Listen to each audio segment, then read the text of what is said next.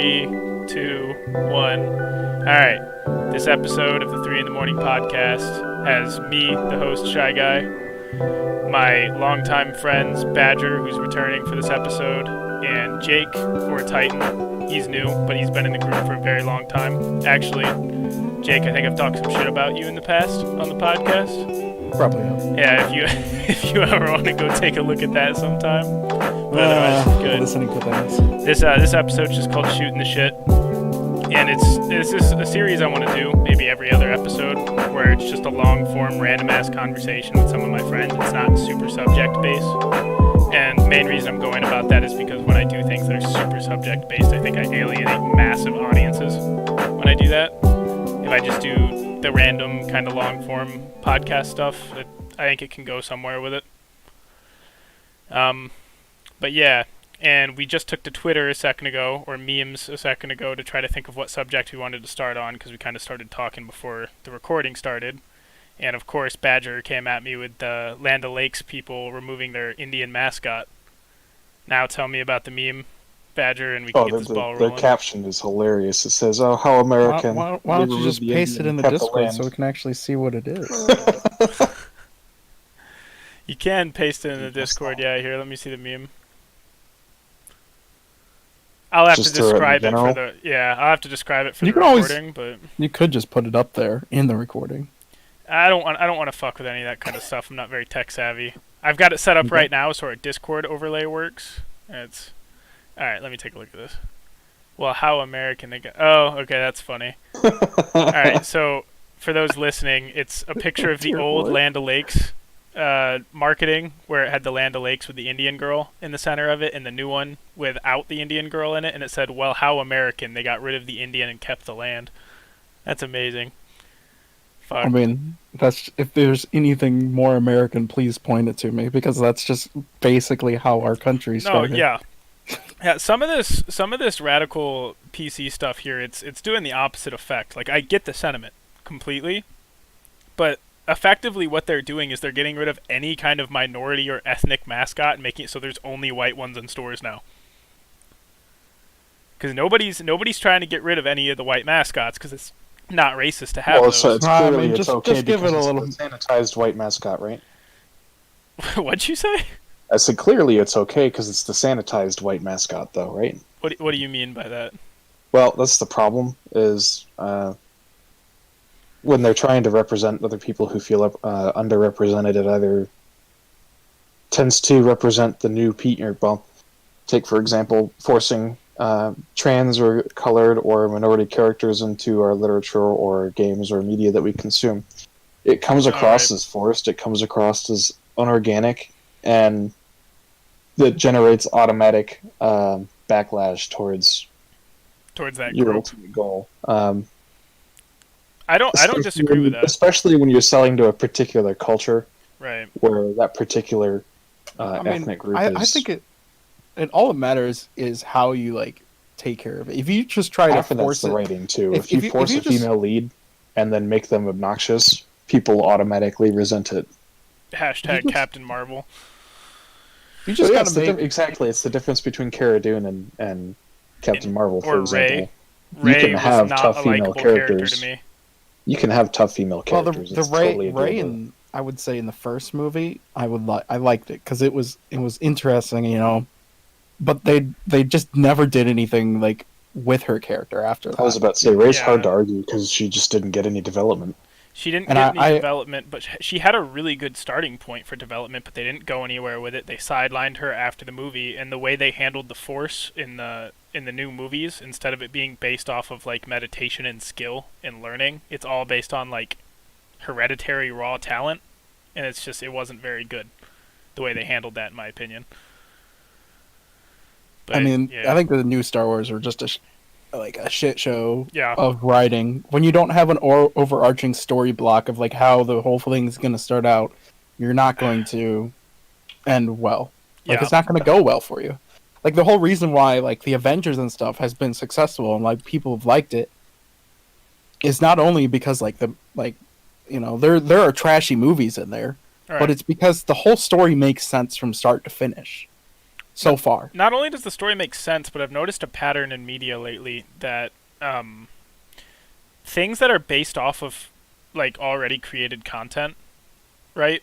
Like comic books. It's comic books a lot of the time lately when they have like a clear starting point and a clear ending point already hashed out, and they can kind of just like interpret things as they go. Goes pretty fucking well.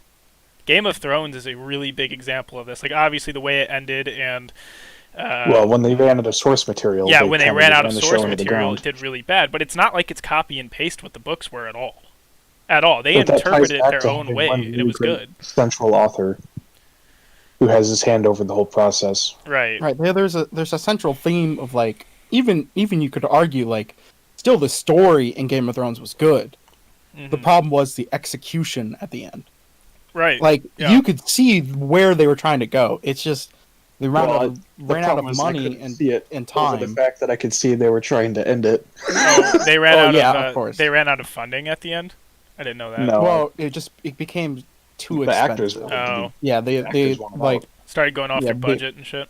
Yeah, because the actors became so like popular and stuff, they could start demanding more money, and so you can't just make I don't know what they started with, what the actual money was, but you couldn't go from, I think to start with the young ones were making like $60,000 an episode. Ooh. To where they ended where they're making like 600 to like $1 million an episode. Wow. Like that's huge change. Let me think. The amount of money. I think the big actors that ended up getting more roles after Game of Thrones, because I feel like Game of Thrones might be like a Star Wars kind of thing where few actors get like played in other stuff after the fact, like break through that wall. I don't know, because like you say that, but there was there's way more than Star Wars. The only one in Star Wars that got played in anything else was like Ford, wasn't it? No, because like Fisher is in Pulp Fiction, for example. I think she did a couple. Like I would say Fisher is like she wasn't as big as the other two. Wait, yeah. Fisher was in Pulp Fiction? Voice act. Yeah. As who? She's in one of the. Oh my god! It may not be Pulp Fiction, but it's in one of the Tarantino movies. Yeah, she's in. I know she's in that. But, she's the rehab therapist. But also the other thing is like, with a lot of them, they don't necessarily want to do more after that because they don't need to. Yeah, sometimes they make so much money. Because like you can say that about the Game of Thrones characters, but I know like Kit Harington, the guy who played Jon Snow, after he did the television and stuff, he didn't want to like. I'm sure he'll do more things, but he didn't really want to do more. He was in Call of Duty, man. He did go somewhere with it, yeah. Well, more what he's doing is actually if you were to go to the the London Broadway shows. Oh, really? He's doing a lot of those. That's interesting. Yeah, he's still acting, but I guess he likes that more than doing. He can have fun now instead of try to. And I'm pretty sure the other ones are the same thing. Like I think I've seen the other guy that played the other brother of John's. I can't think of his name. Oh yeah, I almost forgot about him. He's been in other stuff. Actually, him and Sean Bean have been in other stuff together. Well, I mean, Sean Bean is an existing character and through like everything. Have Sean Bean has been way more successful. Civilization Game of Thrones 6 was for him. Yeah, Civilization 6. Fucking, he was in Medici as well in the later seasons with Robb Stark. Sean Bean is in lots of stuff. Yeah, like he has multiple things, but like even the younger ones, like I know Maisie Williams has been in like 4 or 5 films recently. Right, they're not she's big. She's gonna get bigger. She's a really good actress. I don't know. Are you guys talking Stark's about actress? Are you guys talking about Arya Stark right now? Yeah, Arya Stark. Right. Maisie Williams. I haven't seen her in anything else. I'm saying I don't think Sansa's gonna go too far. Me either. Sansa doesn't really have to because of the person she married, and she has a kid now. Who'd she I don't marry? think she's gonna. She married one of the Jonas brothers. Oh shit! All right. I think. Let me just check that. Yeah, Game of Thrones is weird for her actor, dude, because she went from 13 looking to like fucking. Well, I mean, it's just tall as the amount of time that fucking. Well, like 7 years. I was about to say she's married to Joe Jonas. So.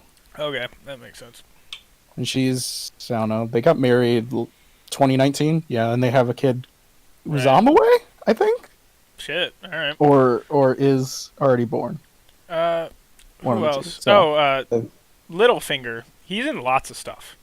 Yeah, trying to remember his name, but he does lots of shit. He was a highly rated actor before. Almost everybody who's on the show has been in lots of things. The thing, you didn't really know them because they're not like your A-list actors. They're your they're good actors, but they're kind of behind the scenes and just in poor roles or lesser roles, or like they're not in leads of huge films. Have either of you guys watched the show called Medici on Netflix? Yeah, I've watched the whole thing. I've not. That is fucking awesome. There's Badger, I think you'd like that a lot, to be totally honest. I think it's really good. If you watching a show, I'm actually watching a show, believe it or not, called Rome. On Netflix? Yeah, it's so good. It's on Amazon Prime, I think. I think I can watch it then. What? No, it's on HBO. What's so interesting about it? Xbox has it. What's so interesting about it? It's about Caesar. Yeah. It's about Caesar and his the one with Augustus. Augustus? Yeah. No, not Augustus. No, Julius. Is that the one that had epileptic seizures and shit? It does touch on that. Okay, yeah, it does touch on that. Okay. But the second season's about Octavian. Ooh, yeah. More than Julius. But it takes place pretty much the whole time from when Julius Caesar comes down from Gaul to once everything gets settled after Octavian pretty much becomes Caesar. After Octavian wins the Civil War. Yeah, well, yeah, or everything. Brought it to a stalemate or whatever. And it's like there's not much fighting that goes on in it. It's more of like the political and drama and stuff, and it's really well done. Yeah, and it's portrayed from the vision of like a fictional centurion who was cool. In it's like Julius Caesar, the 501st journals from Battlefront 2 type of shit. Kind of. But you do see like the stuff going on with Julius Caesar. It jumps between several main characters. Obviously, we follow Caesar from time to time. Would say, but the two main characters are Varenus, the centurion you brought up, and Titus Pullo, the legionnaire, who actually has his historical reference made to him. IRL, apparently, he got totally pinned for it. Julius totally let him take the hit. But he ended up dying fighting in the arena, the Colosseum, as punishment for his crime. All right. But he was supposedly pivotal in allowing the Senate to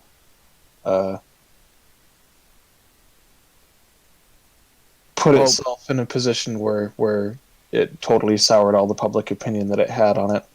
Well, yeah, because they made him like public enemy, like #1 practically, and because of the murder. But all the Roman soldiers had just come in, and he was, standing for the Roman soldiers in a way, standing up for them. I don't remember exactly because it's been a while since I watched the show, but like, actually, yeah, that becomes a whole pivotal. Pullo had already had a pre-existing prejudice against established government. He hated the Republic. He thought it was a rich man. It was a rich man's government, and he thought that somebody who was more for the people should be in charge. And so he was Caesar. He was pretty much a Caesar's man through and through. Right.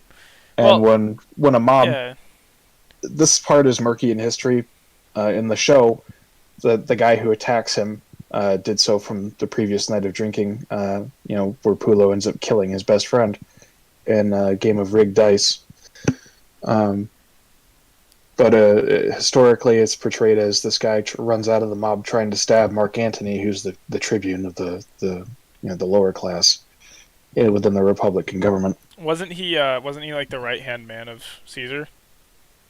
At a certain point he was. in time? Yeah, that's what I thought. But that right there, that attack, perceived attack on Mark Antony, is what kicks off the entire thing. Oh, I see. Because Mark Antony was supposed to bring a veto to the vote that they had on Gaius Julius, making him a traitor. And because the vote never happened, the Senate recognized him as a traitor, which prompted his return from Gaul. Wasn't that a constant thing? They'd send a general and his forces off to conquer a new land or something, or like put down a rebellion, and when he came back, he was a war hero. Right, but you would lay down your arms before you crossed the Rubicon. Yeah, instead, there was always that thought of taking You were never Republic. supposed to bring active legions across the river, because that was viewed as a sign of war. Right, but I think, isn't that what prompted Julius Caesar to begin with? like right before his reign, or right before he started leading his own legions, somebody did it. I forgot his name.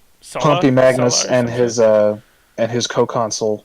Right. Yeah. Julius, An autocrat were took always at odds over. with each other. An autocrat took over right before Julius, and he got dethroned, and the Republic was restored. And then when Julius came back, he did the same thing again. Right. The problem was you had two co-consuls, Magnus and Caesar, at the time, who were both incredibly popular, both wielded incredible amounts of power, and both wanted it for themselves. And then when Pompey's wife died, who was Julius's sister, I believe, that pretty much broke off any ties they had to each other. Yeah, so it was just pretty much you versus me. So, is that really how you could like explain most of Rome's history? The Republic would do great for everybody until it became a rigged like system. Well, it was always rigged from the start. That's what you have to understand. The problem is that people were okay with that up until the squabbles within the upper chamber would start to affect everybody else. Right, and okay, I get what you're saying. And then when people couldn't keep the peace anymore, obviously an autocrat would take over. Well, like the big thing was the fact of like conquering new land would bring in money, and would help support which raised Rome. Everybody's living standard. But any time they could not, keep doing that, the public would get unrest. Or there would be unrest, and that's how the autocrat would take over, because the autocrat would have his legion support because they just went on a campaign together. And then after that, if he got the people's support as well, he could take. They spent that wealth that they brought back in creative ways, in ways that other empires in history really didn't. Obviously there were public forums, there were baths, there was running water and plumbing in Rome, which is something that nobody else. Every campaign led to a great amount of slave labor as well, didn't it? Right. Yeah. And that's something the Romans did. Rome was doing. Their slavery wasn't based off of ethnicity, right? Rome's slave labor was based more culturally, more nationalistically. Yeah. Yeah, if you were Italian, you weren't a slave. Yeah. You couldn't become a slave, practically. Or if you were a skilled slave, you could actually buy your freedom, and then your kid would actually have a future. It was a much more fluid, nuanced system too. Right. Yeah. Obviously, slavery is fucking slavery, right? But, right. Well, if there was way more fluidity than like you're a slave. There was way more fluidity shouldn't be. than like the American South with black slaves. Obviously, there was like a big difference. Yeah, they didn't see them as non-humans. They just saw them as slaves. They lost. They saw them as they lost, basically. Yeah, they saw them as workers who they didn't have to pay. There was still a property. Right, but like they didn't. I wouldn't say that they like saw them as like. They didn't dehumanize them as much. They weren't doing things like phrenology or whatever, trying to suggest that they had like a submissive part of their brain or some shit. No. They didn't try and justify it with science. Yeah, exactly. But that's not a purely American thing either. You have to understand the Western world as a whole tried to justify slavery through science several times over. It's a little off topic, but I heard this thing. I might look it up real quick. Let me open up Google. But there's this thing that the Greeks discovered steam power like 1,000 years before it was rediscovered, and they decided that slave labor was more effective and threw it out. Honestly, it was probably cheaper at the time, I'm sure. Exactly. Yeah. But that's still a big deal, because think about if we had steam power 1,000 years earlier than we initially There are tribes from India that discovered Damascus steel 4,000 years ago. I mean, there are so many things that we've rediscovered. The thing about that, though, is you got to think, we might have been able to discover these things back then, but the problem was we couldn't necessarily harness it as well as we could. Yeah, we didn't have the application. So you could use steam, but you couldn't pressurize it as much as we can, Right, but they didn't know how to apply the science. But 2,000 years ago, a Greek engineer discovered the base of steam power. That was like, it was the jumping off point, and he just deemed it if you look unnecessary. back at like a lot of the stuff that Greeks did back then, they discovered a lot of things that would be lost in time practically, and there's a lot of things in history that were lost to time that people had discovered and rediscovered now in the present. Yeah. I just looked. Today's medicine is built on rediscoveries from 4,000 years ago. For those listening, I just looked up the 2,000 years ago statistic on Google. That's where I got it from. That may or may not be wrong, but I've heard about before. I also know there's like some ancient Greek computer that's basically just like a glorified calendar. It measures constellation cycles and like day-night cycle and time of year, and even accounts for leap years and shit. We found it in like a sunken boat or something. I mean, the Mayans did that stuff too, right? I mean, their calendar went up to 2012. They were able to measure all of that, but they didn't have a box computer that could do it. Well, gears and shit. Okay, but like that's a big deal. That's a big deal that the Greeks were doing that way before like anybody else. The Greeks did a lot of weird shit like that, often, and they just never mainstreamed it. The Greeks weren't perfect though. The biggest thing that held the Greeks back were the Greeks. Mm-hmm. It was a city-state system, wasn't it? They were never 100% unified. Right. The entire time. 90% of all the contributions made from Greece were made from one particular city-state, Athens. Yeah, right. It's not like Sparta was making technological. It is a cultural. There is a cultural drive that drives certain people towards success, and not all the Greeks even had that. Right. That's why you can predict why certain people will become successful empires and certain people will never become successful empires. Mm-hmm. Well, that is the big thing about the reason why the Greeks were able to do that was because their society was more centered around trying to. They allowed for it. They wanted different ideas. People who were in the science and stuff. The Socratic method. That's the whole point. Like they were like, I don't know how to describe it, but. How long ago were both of you guys in college classrooms?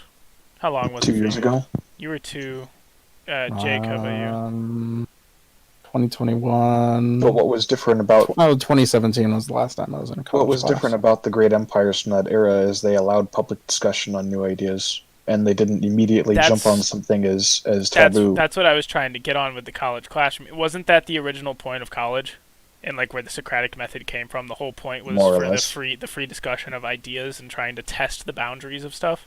They didn't always decide the right way, but it was look at where they ended up versus the medieval empires of Europe. Yeah, but what I'm saying, I'm trying to divert the conversation into talking about how college isn't really. It's more how college is failing us now. Yeah, exactly. It's more career preparation than it is expanding the mind now, and I want to know if you guys agreed with that. Because that's all I'm seeing. It teaches nothing but rhetoric. Our definition of college is different than the definition of college back then. Like, if you're talking about that kind of college where they're expanding ideas and stuff, you're talking about people who are in master degrees or going for their doctorates. You're not talking about the basic people who are going for their standard bachelor degrees, who are just getting a general knowledge in how to do a certain field. Right. Like, that's what our colleges are for. Would there be such a problem if we had a difference between the two? Because I know we have trade school, and that's to do a specific labor-based job. But wouldn't it be cool if we had a specific divide in our society of this is for career prep, this is for expanding the mind? I don't want to sound like I'm advocating for elitism here, but one of the big reasons college is failing American industries nowadays is because honestly we've opened the floodgates up to too many people. It's no longer just the intelligentsia in college. You've got anyone who can manage to squeeze their way in there, whether or not that's because they know how to pull the right strings or they've got lucky on the test and they got a Scott. Basically, there are people who aren't quite intelligent enough getting in there and not contributing to the discussion. I wouldn't really say it's that as much as the definition of what we need from colleges has changed. Well, they're also still focused in many cases on liberal arts, and that's not what people pay for these days. Is college necessary, or is just the credential saying you went necessary? Does college actually give you what you need? If you're not going into a specific public schools, we should be teaching at least C+ or Python or Java to our kids instead of Spanish. Well, not even just that. Schools don't teach you how to function in society. They leave it all up to your parents, and that's a big problem. I'm sorry, they didn't teach me. They did not teach you how to. I think it should be. I think that would be for instance, I'm not anti-government intervention. With how libertarian I am, with how anarchist I am at times, I'm not anti-government intervention. But if you're going to require us to go to school, teach us things that help us survive in the society that the government has perpetuated. Like, for instance, teach people how to build up credit. Teach people how to apply for loans. Teach people how to balance a checkbook. teach people how to pay their taxes. So I thought you were have to pay talking credit social karma integration, not I'm actual life skills. I'm talking about actual life skills. Yeah, absolutely. Bro, I still don't know how to use the post some office. Of that when I was in middle school. I still don't know how to use the post office because I've been living in the era of email, right? And I've never actually had to send a letter before. Okay, that's a problem, right? School should have probably fucking told me that, or taught me how to do that. Well, I think that's not necessarily. It is. I don't. Taxpayer money is going into it, and the first thing the government should do. I'm not saying they shouldn't teach us basic educational principles. They absolutely should. I'm not saying eradicate that, but what I am saying is the first thing the government should want us to learn once we're capable is how to use the systems put in place by the government. Just saying. It's the most logical thing. I don't disagree with you in some aspects. I want to do both. I don't want to eliminate education. I want to do both. I think that there needs to be more like teaching of how to function as an adult, but I don't think it's 100% the government's job to teach everybody that. Because if you start doing that, then I just say, well, why do kids live at home? They from the time, in my opinion, if you're going to do that, from the time you become probably like 12, you should be in a boarding school. If you want to do that, what's the argument for that? Because I know a lot of anti-arguments. That's really expensive to do that for everybody. Yeah, it is. But then you're teaching them how to live independently. You're teaching them everything they need to know. Like, you're teaching them how to do laundry. You're teaching them how to live their lives. And I can speak from experience. That gave me a major leg up on the other kids who went to college. And so, that's having teaching been people... at Culver for 3 years. I mean, I had discipline problems before I went there, and then after I went from Culver, I had the ability to focus on things that I needed to get done. I knew how to take care of myself in a way that some of the other kids who'd never lived on their own. Right, and if that's what you want from the school to be, then we would have to cough up more money and require our schools to do way more than they do now. But that's not what we're requiring our schools. That's the reason why you still live at home is because your parents are supposed to teach you certain things. Well, there's an overarching government intervention problem though that you're now diving into, and it's, can the government enforce a law that says your kids can't live with you past a certain age? Right? That's dangerous territory. You get what I'm saying? Because nobody's even required to go to school right now. Well, technically, they've already got a soft enforcement on that, right? You're not allowed to stay on your parents' healthcare plan past 26 years old. But I don't think that's the government. I think that's the healthcare companies not wanting to pay for it. That was from Obamacare. That was part of Obamacare. Yeah, that was part of Obamacare. And technically, once you're kicked off your parents' health insurance plan... Well, wait, that seems counterproductive to what Obama was trying to accomplish, healthcare for all. He was trying to get more... Yeah, he was trying to get people covered, because the problem was... There used to be a large gap from the time you would graduate high school to the time where you would be in a job that you could afford your own health care. Right. And that's why because they extended the coverage. The 24 and 26, because there were a lot of uninsured young 20-year-olds out there who, would get themselves into accidents and trouble, and they, what do you know? No insurance. Well, actually, okay, where I can take this conversation now, actually, there's something Badger is a proprietor of that I'm only willing to meet him halfway on. I probably wouldn't even call it halfway, because I'm not pro the government setting up boarding schools to send all of our kids to. I think that gives them too much manipulative power over molding who they become. Oh, right? I definitely agree, but way you were saying, my thinking's evolved a lot on teaching people responsibility, sufficiency, and I would actually... Well, I'm talking about how you're advocating for the military service. The military service thing? Your military service for everybody. That's what he's doesn't necessarily have to be a combat role. See, I'm not pro military service. I'm pro community service roles that actually employ all of our youth for 2 years doing community service, and they make the federal minimum wage or something while they're doing it. The reason I say military is, frankly, it teaches you, one, love for your country, but two, you have responsibility, and you have to deal with people in a way that you otherwise might not. Close living conditions, you understand what it's like to lead, which is, I think, a huge problem with society today. I don't know. There's no leadership. Nobody takes responsibility for anything now. Well, I can tell you why. But the problem, Jake, you first. The problem with requiring, like military service in anyone is you start to Before become you a start, highly. China has seen a lot of success with this. Now continue. Well, I was going to compare us more to the Israeli or European models like Switzerland. Yeah, they all do that, but continue with your point, Jake.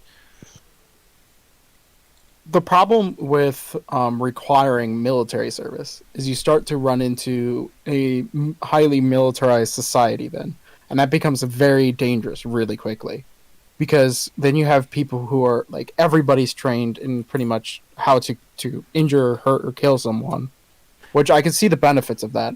But then you also like anything that happens on world stage, you're giving our leaders more of the leverage. Just be like, fuck it, we go to war and just expend our fucking military because we have such a large military, and because we have tons of people who they can draw from. The other problem with that is requiring military service is you're how do I want to explain this?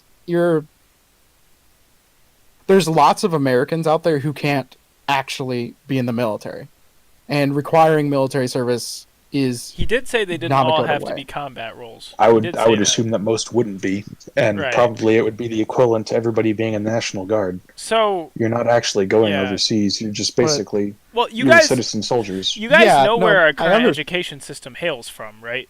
Like me being as pro-capitalism as I am, or as pro-ungovernment intervention as I am, That's socialist. Well, everybody contributes for a common cause. Well, not just that. I do know where our current education system came from. We've decided a long time ago the costs of educating our citizens far outweigh, or are far outweighed by the benefits of having an educated society. If everyone's educated, you generate more money. If you actually educate them, the problem is that our current education system, especially if you don't go to a private boarding school, is entirely based around creating productive factory workers. Compliant people. It's not based around teaching people how to think. It's not based around teaching people how to be entrepreneurial or independent. It's actually based around teaching people how to follow directions as closely as possible. Newsflash. And this is fact. I'm sorry to anybody out there. Most people aren't capable of being anything more than that. I don't know if most people aren't capable of being factory workers. I think I think they can do more than factory work, but I don't think everybody can own a business.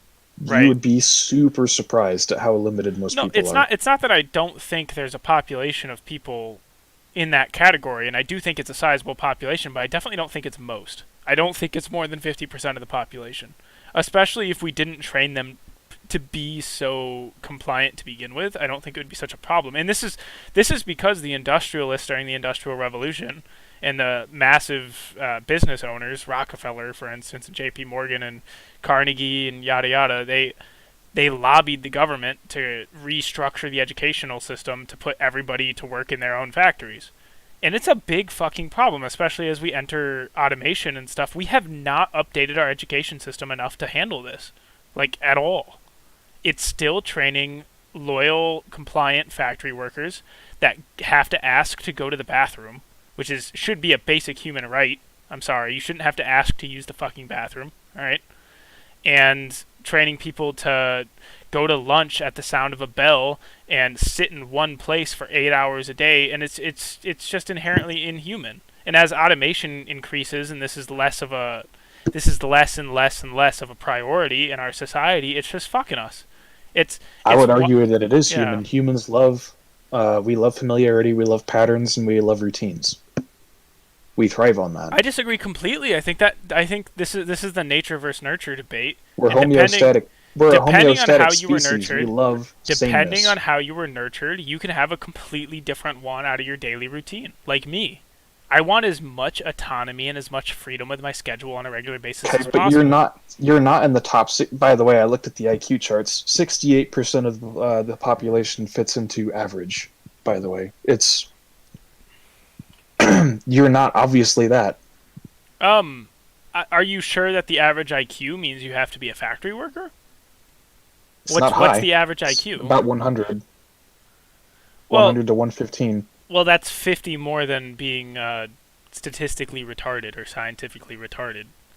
And what I would argue is if you're higher than that, you don't have to work in a factory position. And I'm not, for people listening, I'm not saying people who work in factories have mental disabilities or anything, but what I'm saying is people with mental disabilities can do those jobs to a certain extent. But I know the allure of it. It pays a lot of money, especially in the door. You can have the best of both worlds. How so? The thing. Let me hear your input on that. There are other countries in the world that run their school systems better than the United States in how they teach people. For instance, like Finland, right? Well, like most of the European countries, once you get past your general education, pretty much freshman high school equivalent. Yeah, 7 through 8. You pretty much, after that, a lot of European and Asian countries will split you up, and you will go to different colleges. Different high schools. They call them colleges. Yeah, don't they give you high schools? Don't they give you like attribute tests and stuff? Germany is the only one that I know much about. But in Germany, basically, if you haven't, you take a generalized test, and if you have a low aptitude score, you basically get sent right off to basically. I have level friends. Up is trade worker, and then the next level up after that is gymnasium, which is our college, and then if you score well there, you just keep going. I'm not super anti that kind of stuff because our education system from the start to the end is a super like one size fits all system, and it also believes that you can teach all human beings everything, and that is just so far from the truth. Well, it believes that everybody can be taught the same, and they can't. Once you're out of it, and you can pay for it, you can do whatever you want. You're talking about our system? Yeah, there's a particular kind of freedom there that I do like. Well, I actually agree. In our society, there is a great deal of freedom once you're finally out of the education system. We don't condemn somebody from improving what they did. However, our society really struggles with you've been handcuffed for so long. Once the cuffs are taken off, you fly off the handle. I see that a lot, especially in my generation, because you guys are a bit older than me. I don't know if you guys are the same generation or not. No, we definitely have some of those problems too. But my group of kids, I think once we actually are out of the system, a lot of people just self-implode because they're not used to having that. If they don't have a certain level of anxiety which goes back to keep to what them I in was check, saying earlier, work. We like structure, and that's one of the things that a military system teaches you. And if nothing else, it teaches you how to maintain that structure once you leave it. So, like I said, I'm willing to meet you halfway with like a social service, community service kind of thing, like community outreach kind of thing of the youth. But I'm not okay with straight military service because I don't think that system fits everybody. Well, I'm not talking about throwing people on the front lines. No, I know that in Iraq. But I mean military structure, that level of total. I'm trying to remember the term in sociology. I don't like the study of sociology. Well, the point of it is to beat a system into you that's constructive. I don't know the term completely in sociology, and I don't like the science of sociology very much because it's founded Marxism. But it's called a total system or a total institution, and it's where every waking moment is governed by somebody, and there's something inherently inhuman about that. Like, I understand the purpose of having structure, but to subject people to... I mean, maybe if you want to instill fear into people... Of government intervention, then sure you can do this mandated government. I would say like if you're trying if you put everybody into the military, and you couldn't it would break a lot of our society, and you would not have. What do you mean it would break us? What are you suggesting? He's talking about deviance. I know exactly the kinds of kids he's talking about. The people who don't want to or can't conform for some. Let him not even let him elaborate. Yeah. Not even that. It's you would be so molding everybody into trying to be the same exact person almost. That is what military training does. It generates clones. So we would as a society we would lose a lot of the creativity and the different stuff that allows us to flourish as a society. Yeah, isn't the point of the United States the fact that we're a melting pot? We are so diverse and so different, and so many different backgrounds of life, or walks of life. So I think if you would force people to go through military school of some sort or standard, the flip side is that you would lose a lot of that. All the deficient tendencies that we see among impoverished people. Actually, so he does have a point. You would trade that off you would become, in my opinion, you become a highly stagnant society. You might actually. It depends. Because what if you're only in there? What if you're only in there for a year instead of 2 years? Jake. Even that, any amount of time, I feel like in the military where they break you down Even like a month? that and try to build you up month. to be one certain kind of person. Okay, think about what I had to go through in football, right? Every year I had 2 days. No okay? offense. That is I know a it's choice not the same. You made. Oh, I didn't make that choice at all. Okay, that's a choice that your parents made. Yeah, absolutely. That's not something forced by the government to conform to the way the government I wants agree you with to what be. you're saying completely, but what I'm trying to suggest is I was given to a system that wanted to mold me to be a certain way, but I came out of it being me instead of that. Do you get what I'm saying? I'm not saying it wouldn't happen. I'm just saying you would, because I'm anti squeeze the amount of competitive people. sports for kids. Well, my argument is that because let's take Europe back into our examples here. I don't really see their countries as lacking in creativity, especially in their problem solving. Right. I don't think they're really losing anything from. But you're talking about countries that aren't requiring a military service. No, there's plenty of countries the only that one do, that I know of creativity. that requires military service is, like you said, is Switzerland. Israel. He used Israel. I know Okay. that's not Europe per se. I believe Norway maintains a home guard. guard. I don't know if it's compulsory. Let me look that up. But I think that Norway, the home guard is something that you spend time in before you. There are a lot more countries, I know, like South Korea, that require public service. Now, that's something I could get on board, which is like, so you need need to be a firefighter, you need a public servant, or something like that. But forcing everybody into the military role. You could teach people useful skills with the public service stuff too. Like if you make people do public service, everybody could be like EMT certified by the time they graduate high school. That would be insane. I am fine with pushing people to do like public service and stuff like that. But the problem I have is saying like military, because that creates such a problem. What about gun safety? What about gun safety classes in high school? Well, I think you'd see. I don't want to mandate that, but I kind of do. In my system, if everybody's trained on them, I'm gonna guess you'd see at least the accidental deaths go pretty much down to nil. That's kind of how I feel about it. I think it would be cool if everybody wasn't not desensitized to guns, but if guns weren't like such a foreign entity that people didn't know how to hold one. You get what I'm saying? Like I think some pretty good things could come out of society if there was a required class in high school for gun safety. I'm not sure that I favor forcing, especially nowadays where it's not necessarily a staple of our lifestyle. Obviously, this isn't a frontier anymore. America is completely civilized. Yeah, I don't think it's the guns aren't a reality of everyday life. Like what's the negative? What's the negative of having that though? I still think that would be more waste of time. Useful. You could learn something else. I think it would be less of a waste of time than a lot of the things they currently have us learning. Our school is so unspecialized these days that I consider the vast majority of it a waste of time, to be totally honest. It depends. You're saying that, but a lot like it's specialized if you want it to be specialized. Or not specialized. Sorry, not specialized. It is so.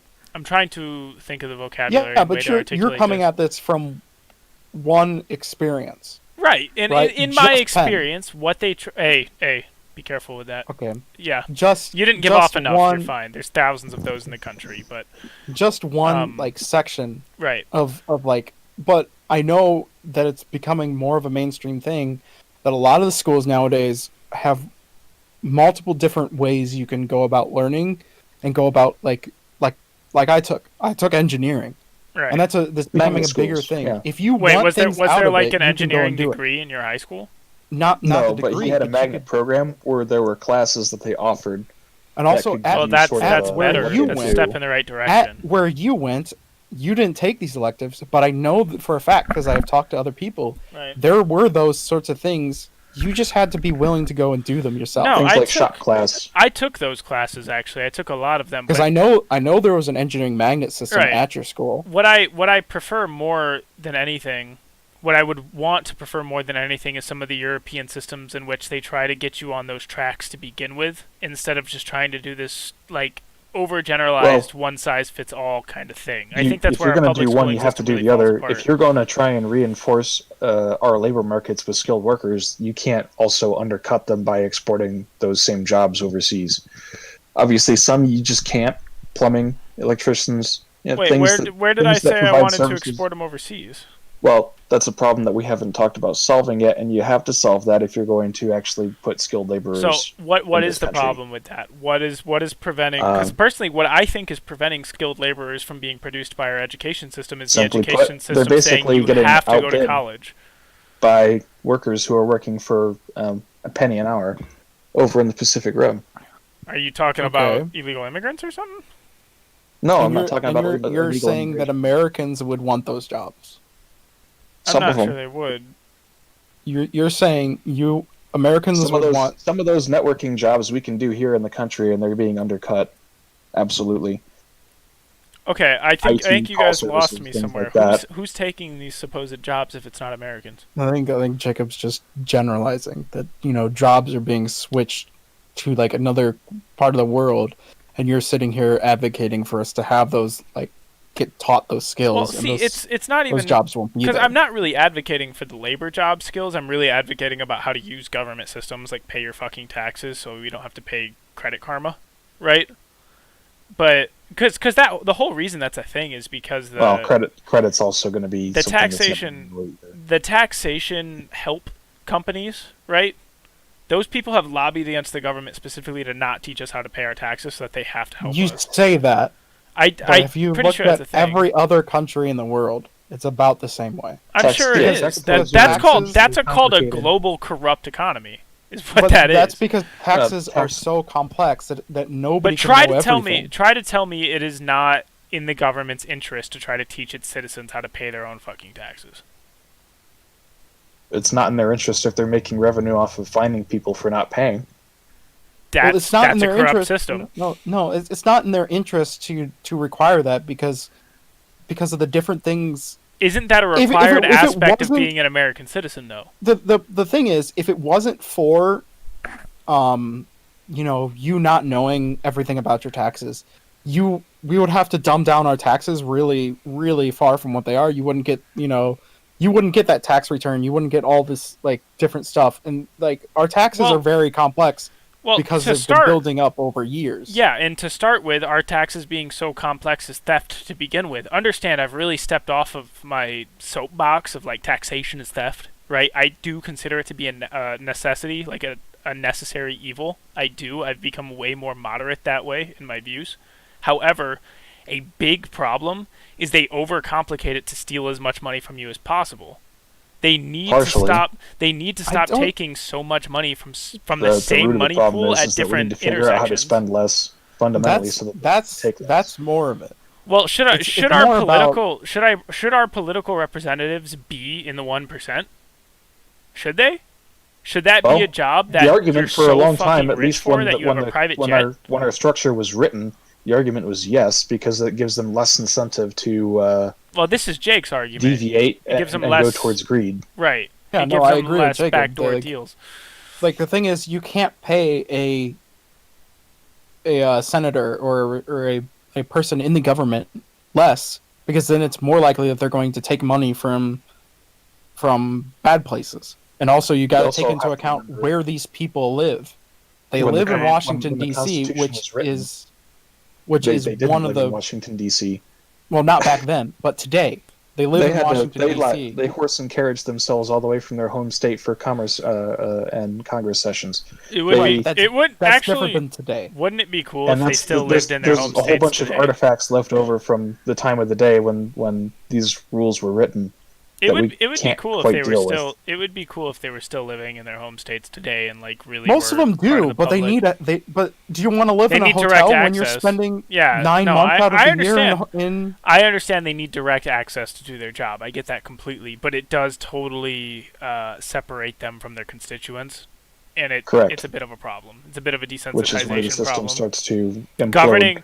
Governing from afar is a problem. That starts into a whole nother conversation. Is why DC is as bloated as it is at this point. There are so many agencies in the U.S. that could be moved away from Washington D.C. that aren't. That would help drive down the prices and help with those sorts of things. Well, but they aren't. I kind of want to know the statistic. That costs money. I want to know the statistic for how much spending our representatives and our government officials use on themselves, but it's the taxpayer dollar. I really want to know the statistic for that. those salaries that they make there are necessary for living because things have gotten so expensive. Well, I know DC is really expensive, but for each of them to have like a private jet, for instance, like, are you fucking kidding me? A private jet off of the taxpayer money. Most of them don't have and then they have jets. the audacity most to send foreign aid to other countries. countries. Though. But then they have the audacity to send foreign aid to other countries in the COVID bill. Are you fucking kidding me? You know why they do this for the foreign aid, right? Well, it's for political reasons, isn't it? Well, partially, but especially in third world, particularly violent countries, throwing money at those kinds of problems keeps them down, especially if you don't want somebody to get back up. One of the things that we do, in some countries unintentionally, but one of the things that we do is we'll give aid to people to basically keep them on a welfare loop. Right. So that they never actually learn to... So they never pick up a gun and start trying to do shit Well, they on pick their up the own. guns all the time, but they use them on each other, not us. Right. But they'll never really learn how to pick themselves up. They don't learn innovation. They don't learn business. Right. And we prefer it this way because there's less competition elsewhere. Sometimes we do that intentionally, and then sometimes we go on these missions to save people and shoot ourselves in the foot because, again, we're putting somebody in a welfare loop Is Jake still that they here can't right seem now? to get out of. What's that? Hey, Jake, are you still here? I'm here now. Oh, okay. Yeah, this conversation got really political really quick. You took us down that route. I know I did. I'm sorry about that. Well, you know, I'm really at odds with the educational system because it really, in my personal development, because what you talked about earlier, Jake, was that a lot of my opinions on this subject are from anecdotal personal experiences, right? And I'm not saying otherwise. That is where the vast majority of my opinions come from with this. Mm-hmm. And for those listening, I went to an overpopulated, overbloated, and corrupt high school my whole life, and it's probably one of the worst examples of what our public education system can do for people, to be totally honest. Except in a few ways. In a few ways, some of the electives, and I had access to some electives and some specialized classes that a bunch of other people didn't. I'll say because this: we had you way definitely more funding. didn't go to the worst one in our area. Like there's the other end of the spectrum where it's so poor you don't have access to certain opportunities, but then there's my end of the spectrum where it's like it's nothing but political rhetoric or teachers and staff and administration trying to use students to get to their own goals and stuff. Like there was a lot of corruption problems where I went. Well, the other part that you're totally missing on the other end of that is in the poorer schools, a lot of those kids are fairly disruptive, and so that if you did try and you were absolutely trying to take advantage of everything that you're taught, sometimes it can be more difficult. Right. To get past that aspect. I would say a lot of times with like our examples of school is you get out of school what you want to get out of it. And mostly. Yeah, but and there's a problem that's with 100%, that. but I mean, they may not have the extracurriculars that you want. Right. But as far as the core material being taught, especially what's available in those libraries that nobody goes and reads in. Right. But is all there. Are the libraries really necessary when you have the internet though? We have supercomputers that have we have supercomputers that have all of human history for free on them, the size of a credit card in your pocket. Advertising itself is something that you want to read. That's what a library does. Is it has particular sections, and it basically points you in a certain way, and then you can do the rest with the internet. Yeah, from there. but I would. I was about to say I would still find the book title that way and then proceed to pirate it on the internet to read it for free. Absolutely, still crucial today, in terms of people trying to better themselves. You need somebody who knows to point you where to look.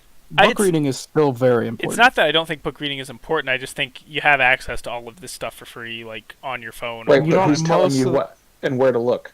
Right. But most of the like you don't have books online.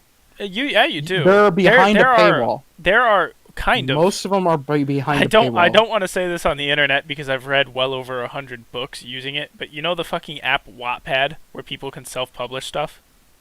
You know what I'm talking about? Either you know about that? I've never heard of it. Okay, so there's this free app called Wattpad, and it's where you can type whatever the fuck you want and publish it, and then it's added to this Wattpad interface where anybody can read whatever you wrote. I've written a bunch of short stories and fan fictions and stuff on there back when I liked to write a lot. I still like to write, but I don't have enough time. What's cool is there's no financial incentive to post stuff. So people will take other authors' writings, like, for instance, the Maze Runner series. This is how I read the entire Maze Runner series, is on Wattpad. And they'll post it on there, but they don't get credit or... I know it's illegal, right? But they'll post it on there, and they won't get financial incentive for it because you don't get paid for any of this. It's literally just so you can read the Maze Runner. But that's the thing. The library is something given to you. No, I get what you're saying, but my whole point is there's a load of free interfaces in which you can But you're read also pirated material. You're expecting that everybody has access to the internet, then. Here in the United States, it is the vast majority of people. I know our country is specifically known for a lot of our poor people, not homeless people, and that's not the majority of our poor people, by the way. The majority of our poor people aren't starving. They aren't homeless. Most of them are on government assistance, and most of them have smartphones. The difference is, you're talking about the adults. Kids? Right. Do the kids have the access to the internet? Probably not. It depends. Their moms and dads Anecdotally, most of the poor people I've met in my life, and when I was poor, their kids have smartphones too. Our society's kind of in a situation... This is why I'm not entirely anti the quote-unquote Obama phone concept. And it's because our society might be to a point where everybody needs a PDA type of thing. You need an interface now to participate. To participate, you need a PDA. I agree, but and I would say... The government providing that to the poor people doesn't entirely bother me too much because it's necessary. Getting rid of libraries because everybody has access to the internet is I don't even want to get rid of libraries. That's not really the soapbox, or that's not really the hill I was trying to die on. I was just suggesting... What you're trying to die on. I was trying to... Sorry about that. That's not really what I was trying to go with that. I was trying to suggest that you can get more utility out of less than what the library provides. I'm not saying we should get rid of libraries. But there is certain things that you can only get from the libraries. See, I still don't know if I agree with that, but I'm still not trying to get rid of libraries anyway, so it's not that big of a deal. I would like to see reform that makes libraries become more important again. I really think that there's a lot to find in a library that nobody looks at because... I think it just needs to be like... we don't want to go places. We like to stay home. Book reading has become so forced in the way that you have to do it, in the things you have to read, and the way you have to read them, and stuff like that. Do you agree that prevents you from reading on your own? Please tell me you agree with that. When I was a kid, I would say that I hated reading more than anything. I still hate reading. I love to read, but I can't because I'm reading like 5 different books for my college classes right now. And I do not have the time or will to read for leisure right now because I'm reading so much of this shit that's required by my classes, and it is so irritating. Completely depends. I don't care for a lot of styles out there, but there are some that I'll read 600-page books, and keep reading through the entire series. In my case, Wheel of Time is each book is about that long, and there's 14 books in the whole series. Right. There are some styles that is this the fictional series you were suggesting to me the other day? Is this what? Is this the fictional series that you were suggesting to me the other day? Okay. It's fantastic. I'd recommend anyone. All right. Anyone who should read it. I would say that it's more of a problem that, like, the way we were required growing up to read books, like, forcibly. Well, you're told that these really archaic books are great, and then, this is real reading right here. This is real English literature, and you ought to enjoy it. Right. And you read it, and it's like dry as a bone. Fuck that shit. Or not even that. It's just you're not encouraged to find something that you like. Isn't it anti-human nature to isn't it in our very nature to dislike things we're forced to do and to like things we find on our own? Oh, definitely. Exactly. Definitely. Isn't that part of being human? Are against our nature as much as I just don't think that we like being forced and told. The exception to that rule is when you find out that it benefits you insanely, and then you keep doing it anyway because even though you might resent it, it's. But that's a contract. That's not a leisurely. I want to do this because I want to kind of thing. That's I want to do this because of the benefits. I would say this ties back to your earlier point where I was saying the military system has massive benefits for people who participate and use it and then internalize it. Right. But sticking where we were now, with forced reading, you're only realizing the benefits of it if it's from something that you actually cared to read about, and then you're at least in kids when you teach them how much they've actually retained from it and right. what that comprehension process is, they can replicate that and in facets that they need to use it in. Whereas if you just teach them, Mother Goose, for example, and then that's all they're allowed to read, and that's what they're taught is great, and they're not interested, they're not paying attention, they're not internalizing anything, they're not internalizing the process. Which is the problem with the forced reading today, is that right. And I picked a really niche book, and I picked one that's not even available, and it's not middle school level, obviously. I'm trying to think of the Green Gables one that middle schoolers are reading, or things like that. One I was forced to read was actually To Kill a Mockingbird. I liked that book overall. That one was totally good. Honest, that wasn't a bad book. They're like, I don't know. I agree, but I always hated just having to like forcibly be told to read something. Oh yeah, no, tell me about it, dude. I didn't read To Kill a Mockingbird when it was assigned to me. I read it 2 years later on Audible while I was working in a retail store, and then appreciated it when I did it on my own. Same with 1984. When I first read 1984, I thought it was garbage because I was forced to read it in my fucking honors English class in high school. And then when I went and read it on my own, I loved it. I think it's amazing. It's Fahrenheit 451 as well. I was made to read that, and I hated it. I hated it. I was forced to read that one, but I loved it. Then Badger actually recommended it to me, and I went and read it on Audible. And it's great. I was forced to read it my freshman year, and I was like, you know what, this book actually slaps. I'm just going to finish it. And then I read ahead of the rest of the class. Do you guys do you guys believe that there's different learning styles and reading styles person to person? Oh yeah, definitely. Yeah. So and that's what I was saying earlier. This is kind of why forced reading sucks dick, is because your teacher likes a particular style, and it might not work for you. And they're going to shove that down your throat. Right. Mm-hmm.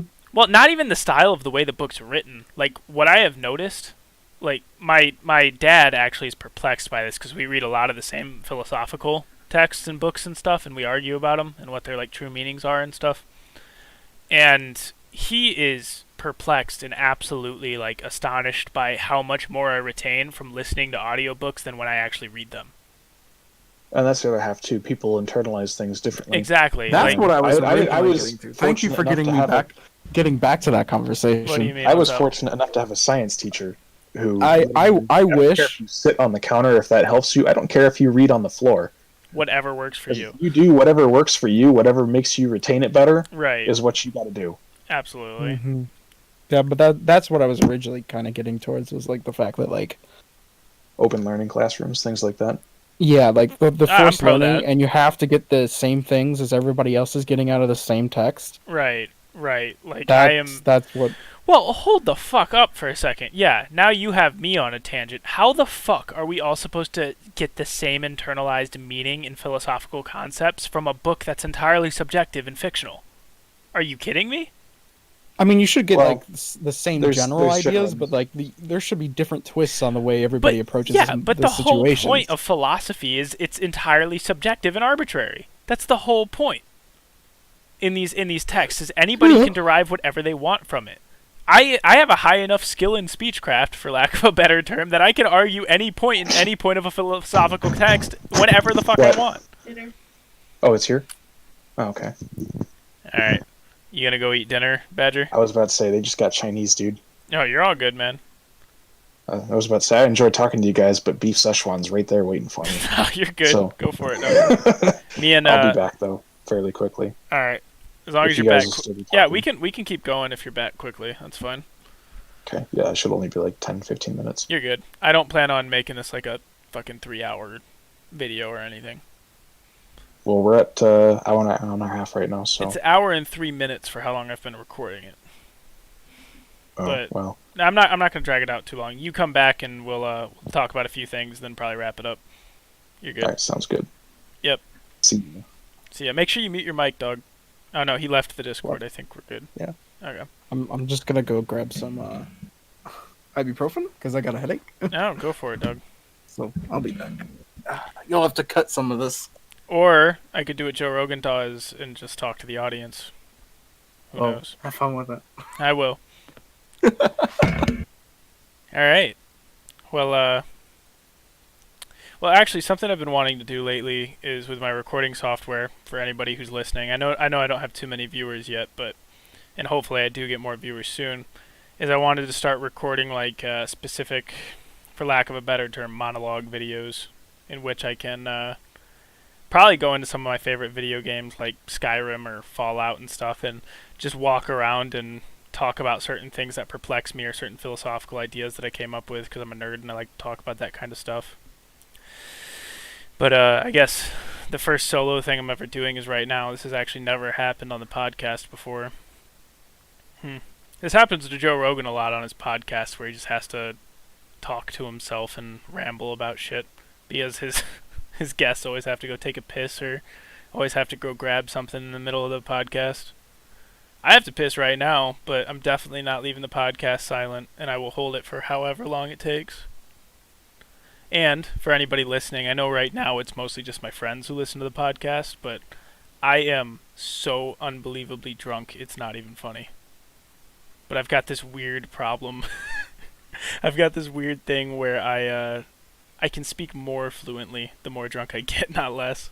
Maybe I've just never been so drunk before that I start slurring my words or anything, but I'm pretty bad right now, not gonna lie. I'm on this weird keto diet where very little alcohol can fuck me up because I don't ingest like any carbs or any bread or anything to fill that stuff. And then I only eat once a day too, so like my stomach's always empty and I never have enough in my stomach to fill this shit up. But yeah, I am fucking obliterated right now and still able to hold philosophical conversations and talk about politics and stuff because that's what I consider fun because I'm an absolute fucking nerd. And that's how it be, man. That's how it be. But for anybody listening, because I didn't do the intro correctly this time, Jake Titan, he's got his own YouTube channel and stuff. I might link it in the description if he wants me to. We'll see about that. But he's been one of my online friends and acquaintances as long as Badger has been, actually. And it's... Oh, I think he's back. Jake here. Oh, he's working on it. Alright, regardless, he's been... I've known him online for about as long as Badger. Difference is Badger used to live down the street from me at one point. Jake, I didn't meet in person until years after I met him. But, he used to bully me on Minecraft actually, because when I first met him, I was a squeaker, and everybody in the group is like years older than me except for new members I added myself. So I was just like an annoying little kid that would like scream and rage about stuff all the time and try to get into shit I wasn't old enough to understand. Ignorant all the time. Yes, exactly. However, Jake, I have heard you tell me I'm smart before, or at least smarter than I used to be. And that was ego inflating as fuck. Yeah, that's ego inflating as fuck coming from you. I'm just saying. That helps. Did you have your mic on the whole time while you were gone? Or yeah. Okay. Yeah, so I'm super drunk right now. from that whiskey I drank. Fun. Yeah. Well, it's funny because if you're saying I heard everything you said, no. Oh, okay. Remember, I have earbuds that plug into my mic, so I can't walk across the house hearing what you're saying. I understand. I thought maybe that's what you were doing. I'm used to Xbox where people can do that kind of shit. Mm-mm. But, yeah, I was getting into how long I knew you, because normally when somebody's on the podcast for the first time, I get into their backstory a little bit, because a lot of the podcast is related to our friend group.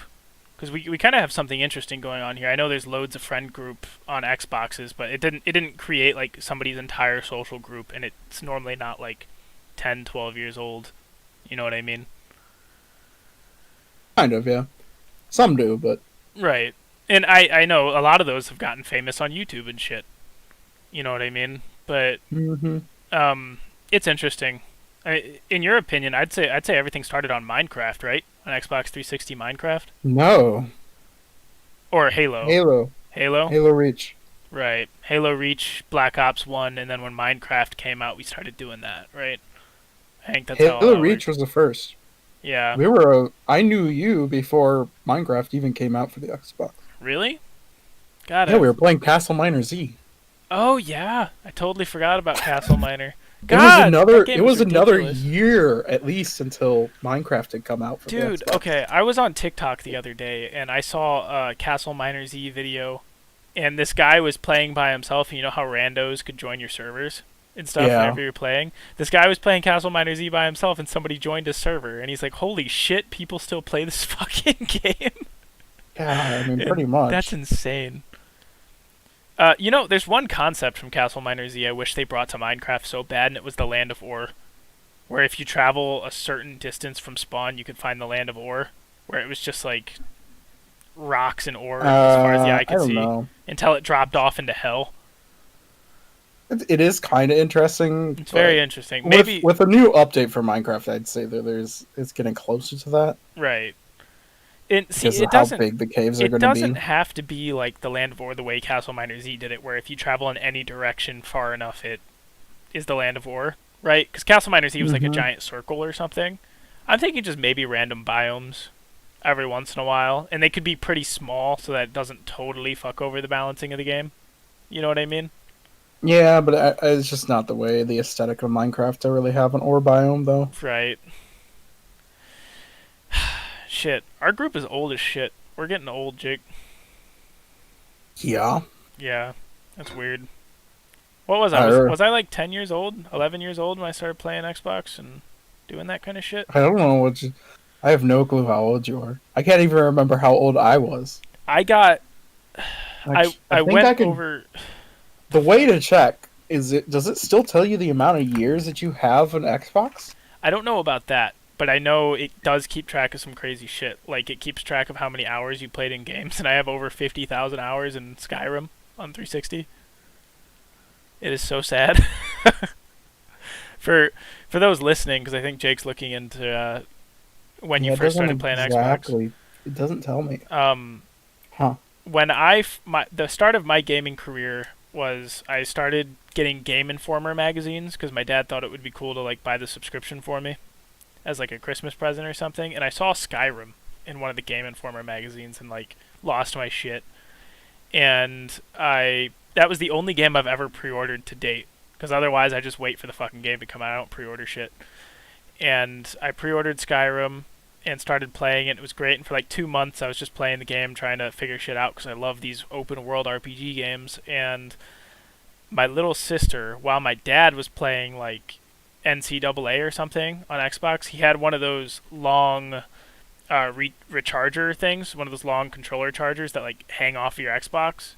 My little sister ran in front of it and knocked the 360 off of like one of those old ass box TVs and broke the disc tray, right?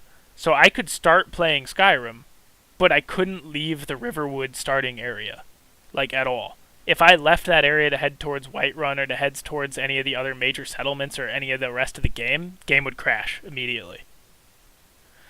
And so I just lived in Riverwood for like a year until I got a new Xbox, basically. Because when I was like 11 years old, because that's how old I was when Skyrim came out, and now if anybody ever listens to this fucking podcast, they know how old I am if they want to do the math. But Skyrim had no limits as far as I could tell, because I was stupid as shit when I was a kid, and you, Jake, you know that of more than anybody. Yeah, I was stupid as shit.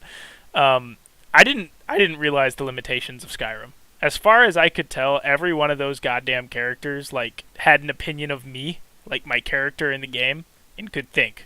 As far as I was concerned.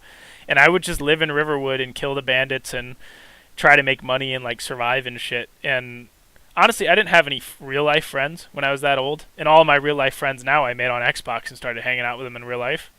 But or from football later on, but you know what I mean.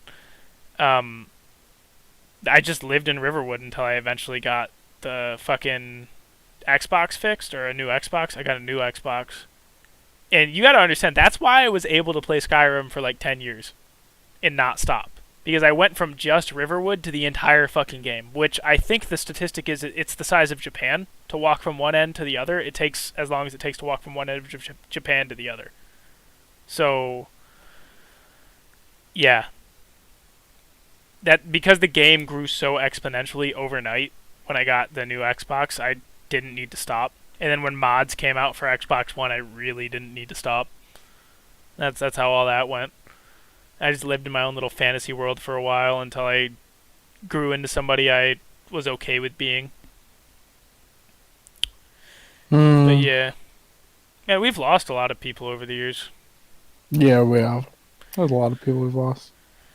Dark Game Master, King Derpington, Get in My Belly, Heavy Gunner. Heavy Gunner joined the Marine Corps, by the way, in case you're curious. He's still in my Discord. Oh, that's cool. He still plays video games. I know he still plays video games. I could message him anytime we wanted to. But dude, if I had him on the podcast, that would be fucking awesome. I miss that guy so much. He was like a brother to me for a long time. We used to connect video chat all the time. He was like your best friend for the He was. big time. We've talked a couple of times over the years whenever he really like boots up his Xbox again. Mm-hmm. But yeah, I remember we both had a pregnancy scare at the same time, and that was funny.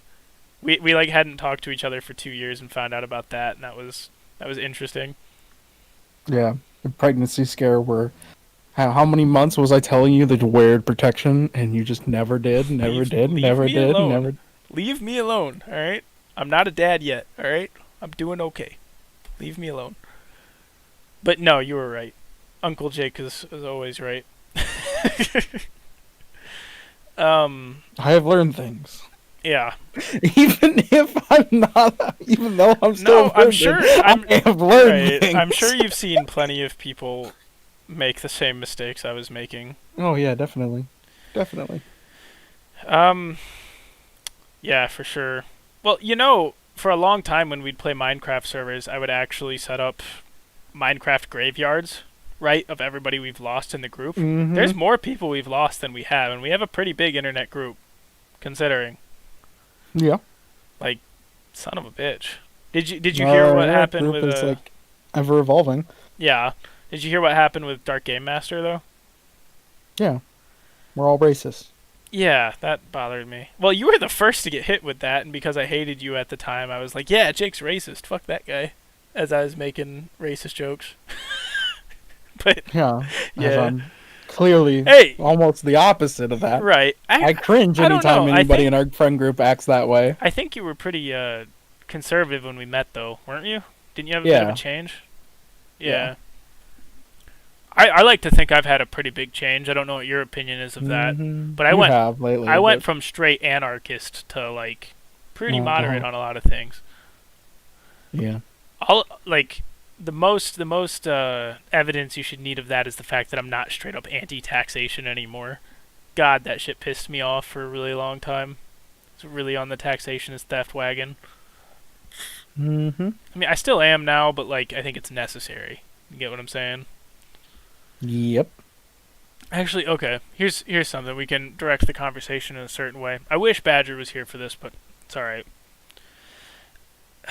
So, what I believe the role of the government is to create an ecosystem in which our economy can flourish and function, and to regulate it in a way that the ecosystem doesn't like collapse in on itself. The way like a gardener would cut and protect their citizens. Exactly.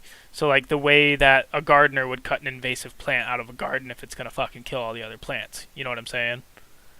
Yes. And so COVID is a foreign entity. In our Constitution, it says the government's job is to fucking stop foreign entities from fucking shit up, right? Right. Right. So I wasn't entirely anti-COVID relief bill or stimulus. I really wasn't. Like, I think if the only way is to shut everything down completely, the government has an obligation to make it so that the citizens can do that without getting totally fucked. Like, isn't that the point of paying taxes, right? Exactly. Right. Where are you going with this? I guess I wanted to know your opinion of it, but it sounds like we fucking agree on it completely. My opinion is we needed to do more than we did.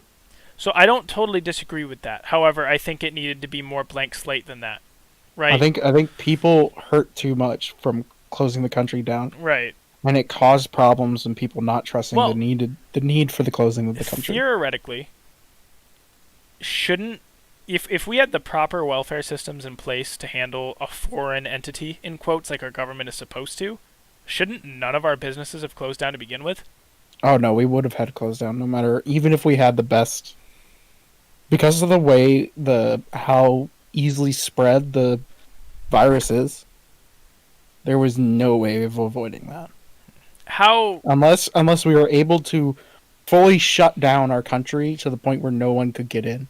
Right. That'd be the only way. Do you think we should have done that? Because I know some of the countries that fared the best were the ones that went straight isolationist during COVID. Not isolationist in terms of their policies, but I think isolationist in terms of immigration and stuff. There's been arguments to me from like my dad and stuff, who's a huge Trump supporter, that like Trump did things like he shut down the country. But my thing is you look at the other Asian countries and they were ready in dealing with this kind of thing. I guess who are you talking about with this? Korea, Japan, Vietnam, a lot of those countries were ready and able to actually stop the spread of COVID. How? Because they actually had their citizens actually took the threat seriously.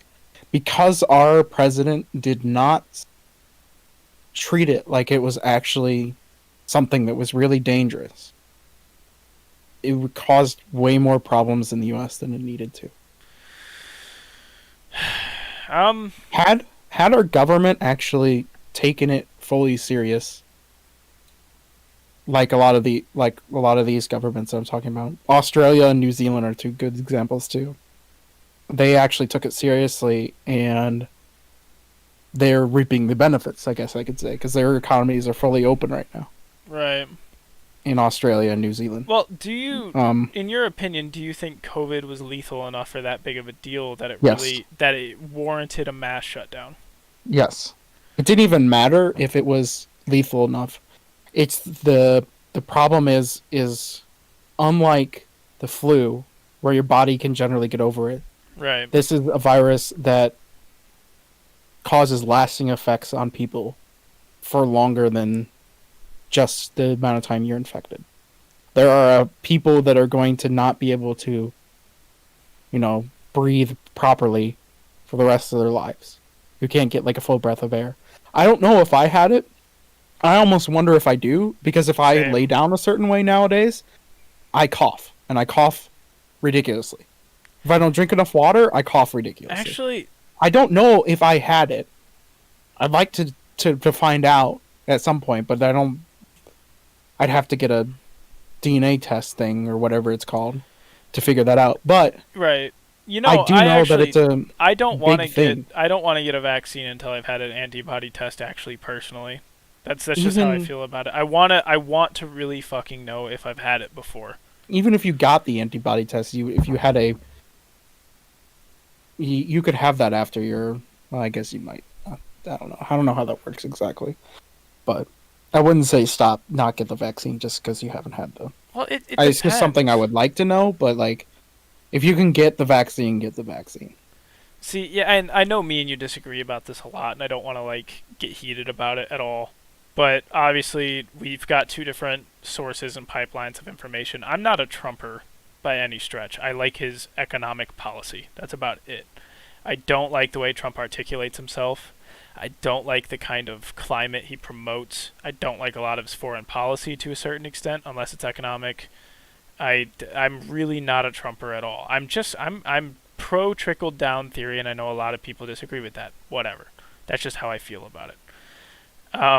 When it comes to COVID, from any information I've got, which I'm going to be brutally honest, I haven't done a lot of research on it, just from what I've heard. It's not... I don't personally feel it's lethal enough to warrant the kind of response we have. And even if I'm not educated enough on the subject, I'm not in a position to be making policy anyway, so that's okay. Right? I'm entitled to my own opinion. And I'll wear a mask. I'm very constitutional about things. So, if a private establishment requires me to wear a mask, that's fine. So that doesn't bother me. But I don't like the overarching government effect, and I don't feel like the government has enough welfare policy in place to demand entire shutdowns or really not regulate, but to enforce the kind of rules they have. So, for instance, the government probably shouldn't be able to enforce a mandate that it doesn't provide everybody with the means to do. So if the government enforces a mask mandate, right, the government should also probably provide every private citizen with a mask. Yes. Right. And that's the problem with what happened, the reason why I didn't like Trump. If you mandate everybody the vaccine, everybody should get it for free, right? Well, that is happening. But I know, you get the what reason I'm saying, why originally I didn't like it, or why I hated it so much of the way he handled it, was because we had stuff set up to deal with this. And within his first, I think it was 2 years, he got rid of that. Because not only did Bush foresee this coming, but Obama did also agreed and kept what Bush had put in place. Because Bush, when the SARS outbreak first happened back in like 2003 or something like that, his eyes were wide open, and he read some book that like changed his philosophy on things, and it greatly increased the amount of like, oh shit, we need to make sure we're prepared for something like this.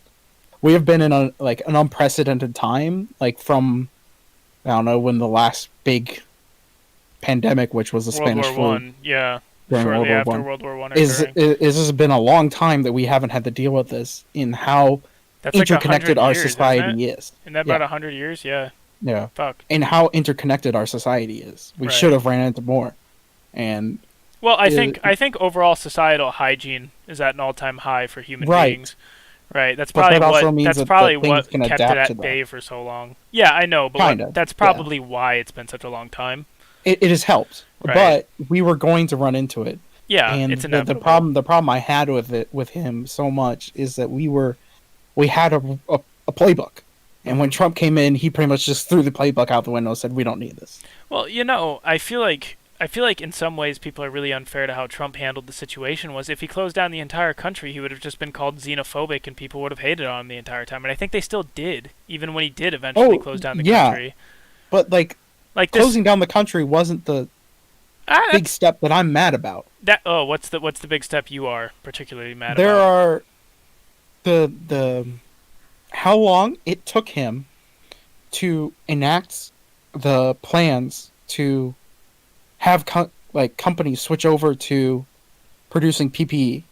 We knew we were in debt of PPE before this even started to spread really badly. We knew it like at the end of like February. Well, what's PPE to a certain extent? Personal protective equipment. Are you talking about just for the medical field, or masks, are you talking about for masks everybody? For the population, sanitizer, and just things that protect us, like soap and stuff like that. Okay, so things that would become very scarce very quickly. I have to be careful with this because I don't want to divulge where I work on the internet. Now, if any of my coworkers listen to this, it's not a big deal, but I mean like just public image reasons.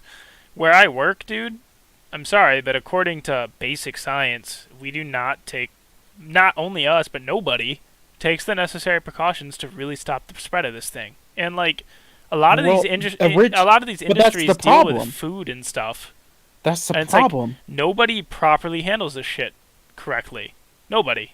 Anywhere. No, I agree. Right. I understand that. But what I'm saying is, had our president actually put up a front saying, this is going to be bad unless we do these steps. And, hey, companies, we need you to make masks. We need people to make gloves. We need this equipment, and we need, the sanitizer. The stuff that happened, what was the like mid-June. So I like bad first. I like using the companies. I like it when the government intervenes to incentivize companies to do certain things. I don't like it when the government overregulates and oversteps and enforces companies to do certain things. So, like for instance, something I actually got Coltrane to agree about, because Coltrane's pretty socialistic, economically speaking. Right. Something he really agreed with is R&D, research and development stuff, incentives. If the government can kind of have scientific bounties, in quotes, for lack of a better term. If the private sector can hit these bounties or solve these scientific issues through competition, they get massive tax incentives. Right. But that's how I like to manipulate the economy, and so I think it would have. I think it would have worked. Agree. Yeah, thank you. I think it would have worked better if any company that turned to producing masks or producing PPE got a massive tax incentive. I think that'd be awesome. There are ways to do that. But instead he used the World War II doctrine. Like, are you fucking kidding me? Because he did it too late. Right. Because he didn't make a big deal about it early, and start asking companies. When we started to think, oh, this might be bad. Hey, can you start ramping up production and stuff instead of just waiting for the companies to do it themselves and have them to make all those decisions? That's not what your leader needs to do. Your leader needs to step in and say, hey, this is a matter of national security. Like, this is bad for our nation if something happens. If to say, like, the first numbers were coming out and we're like, holy shit, this could be really bad. Let's say those numbers were actually correct. It could have been way worse. You know, so, maybe the deaths aren't nearly as bad as what we thought they could be. Right. Or maybe they are. But that doesn't, like, when you're going into these things and you don't know this for the first, you don't know what it is. Right. Well, holy shit, you need to prepare for what the worst can be so you can get out of it ahead. I don't totally disagree with that. It very well should be, or might, and very well might be the government's job and responsibility to prepare for the worst case. In my opinion, that it is the government's job, right. and like, right. Because you got to understand, I'm messing with uncharted territory in my ethics right now because I'm not really used to being pro-government intervention of anything. Like, in my mind, the government is there to protect their citizens against foreign or domestic threats. But do you agree that there's a continuous problem in our government that once we create laws, we never repeal them? Do you agree that that's a constant theme? Yes.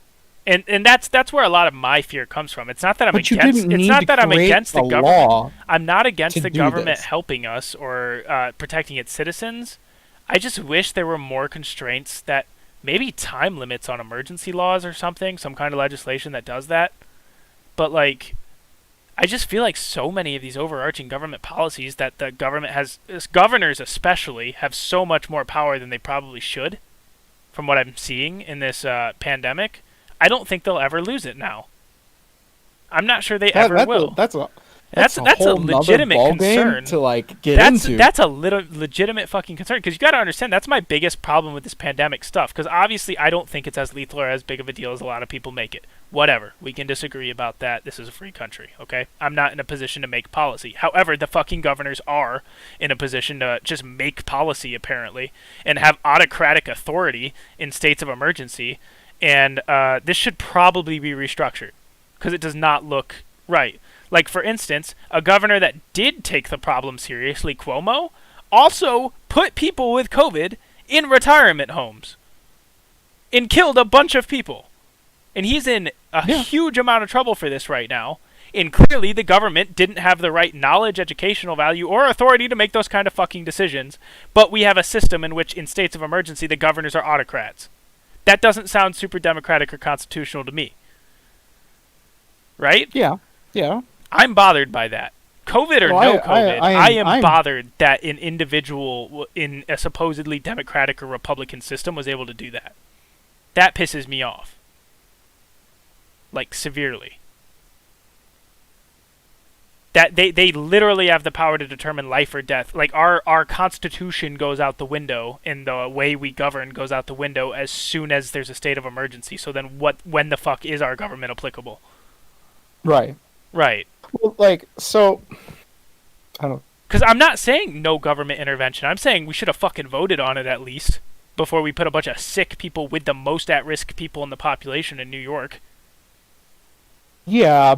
Right. Okay. That's a pretty big fucking deal. That's life and death decisions made by one person in like an autocratic position because it was a state of emergency.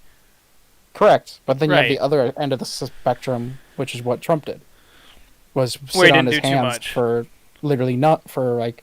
Hey, I mean, first half of it. I'm not saying this overall at all because that would totally be manipulating the argument in my favor. But what I am saying is, doing nothing would have gone better than doing what Cuomo did with the old people specifically. Right. I want to just point out some numbers though. What's up? Right. So if we look, I'm trying to scroll down here to find a country that is. All right, let me just find it. All right, so Korea, right? Right. So this is who I was talking about, right? They have their population of 51 million people, right? You know what their total amount of cases is? Time out. They had the first. Are you talking about South Korea? South Korea. Yes. That's a pretty huge population for how small or how little land they have. South Korea is very dense. Holy shit! All right, around Seoul. Continue. I didn't know that. Wow. So, the U.S. has. As of right now, 29 million cases for 332 million people. Right. Right? South Korea has 92,000 cases for 51 million people. That's the thing is proportionally speaking, yeah. Yeah, South Korea and the U.S. had the first confirmed case on the same day. Two countries took drastically different approaches to how to deal with this. Donald Trump did not... Wait, so what did South Korea do differently? What did they do differently? They put in a mask mandate far earlier than we did. Right. They got their companies to start producing PPE for them very early on, and they started tracking the virus very well. Things that we have done recently. Right. Fairly well, but they were able to instill and start doing very early. So if somebody got it close to you, you would be notified very quickly. Right. In South Korea. So they were able to contain and quarantine the virus very early. This is a slight tangent, but you know something that really got to me when COVID first started? I couldn't look up symptoms for it. Like, I mean, really? Like, when it was still off in China, when it was still over in China, and people first started being like, you know, this is kind of sus, right? As it got worse and worse. Mm-hmm. I would like try to get on Safari or the internet and be like, symptoms for COVID-19. What is COVID-19 specifically? And there was no information on this shit. We barely knew, or at least it wasn't available to the public. Because China wasn't releasing that information. Right. So for instance, that was bothersome. Okay, so here's the current case percentage in Korea. I want to look up symptoms. 1.7%, or no, 0.17%. I think it's 0.17%. Yes, 0.17% of their population in total actually has gotten COVID. Now the U.S., on the other hand,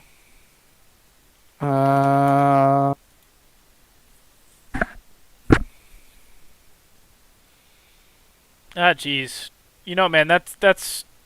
8% of our population has gotten COVID. So now I'm not saying like we would be able to do as well as Korea did, because Korea is a far smaller, and they have different rules than we do. Yeah, and we could have done a lot better of a job. Yeah, than what we did. The way the United States is weird is like population-wise, we are a massive fucking country. But when you consider how much land I think there's a statistic that says you could put every human in the world, all 7.5 billion of us, in Texas, and put your arms out and still not touch people.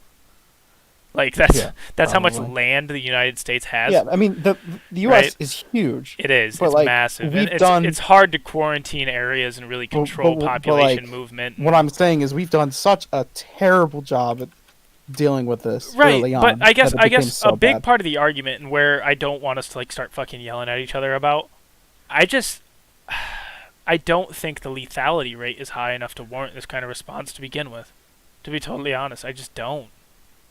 I don't think it's lethal enough. I'm a proponent of quarantining people who are at risk until the vaccine was done, until we could give it to them. But other than the people who are at risk, I don't even want the vast majority of people to like. I'm kind of a proponent of herd immunity, because what I've heard in terms of the long-lasting effects of COVID, because I have heard of the long-lasting effects of COVID, like shit that stays with you. So the thing is I've heard that that's a vast minority of cases. Is what I've heard. Yeah, it is kind of like it is a minority, but it is still a thing. Right. But the thing I know it is a thing. Okay. I'm not denying that. I do know. So for the CDC estimated in the 2018-2019 flu illness season, 35.5 million people got sick with the flu. Okay? Right now, we have 117 million cases, or just 29 million in the U.S. So let's just say these are U.S. numbers. I don't know if they're actually U.S. numbers or not. Right. I think this is worldwide. But there was 490,000 hospitalizations. Now, it doesn't give me hospitalizations on this, but I can guarantee that number's a lot higher in the U.S. But compared to 34,000 deaths from the flu, and we have 536,000 deaths. So you're talking about this virus is at least 10 times more likely to kill you than the flu is. I think the flu is still dangerous. I think there is an exponential spike in how lethal it is, depending on age and prior but it's the same thing with flu. No, I agree with that, but I do think. I'm just saying. I think once you're below a certain age limit, isn't it like 55 or something? I don't know the statistics completely. It's still But it is so unlikely to kill you below a certain age limit. At first, it was pretty likely to kill you. I'm not even disagreeing with that. It was likely to kill some pretty healthy fucking people before we knew how to handle it correctly. Right. I think medically we know how to handle it now, medically speaking. Now we do. And the vast majority of people don't fucking die from it. But you're looking back on this with like rose-tinted glasses, like we knew how to treat it. Nah, because I just said we didn't know how. Yeah, but I like did just back admit then to that. we had no clue how to treat it Like we had. I'm back. Okay. But I'm just saying, like compared to now. Time out. Yeah, time out, if you Jake. have it now, you would be far less likely to die from it. But then. All right. So you're far more likely. Phil, I'm gonna leave it recording. Phil badgering and what we were just talking about. I gotta go grab a piss real quick. I'll be right back. Son of a bitch. I needed to wait for 2 people to be here so that I could do that. I'll be back. Okay. Well, we were just discussing how the coronavirus, and in my opinion, Trump dropped the ball huge on the way we dealt with, and I was comparing numbers compared to other countries that I thought did a very good job at dealing with the pandemic compared to us. And so we've been talking about stuff like that. If you care. Particularly. Yeah. Yeah. I was just looking at the numbers and stuff like that.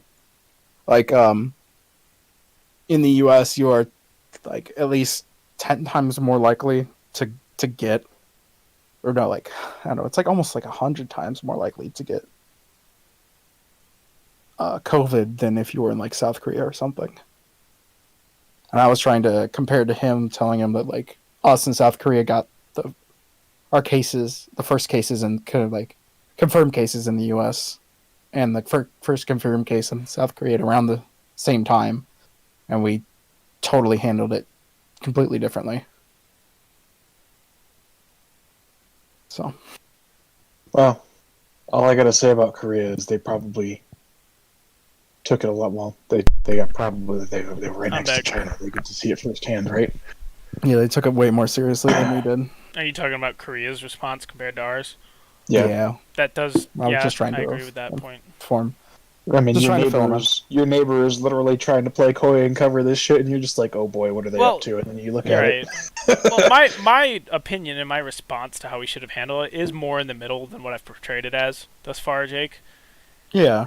I think initially we should have gone straight isolationist and been as like sus about this shit as possible, and then after we realized what it was, repealed most of our emergency measures to it, and as long as we knew how to properly treat it and get the lethality rate as low as it is now, like personally right now, with the lethality rate as low as it is, I'm willing to meet in the middle and say after the vast majority of at-risk people are vaccinated, we should open up fully.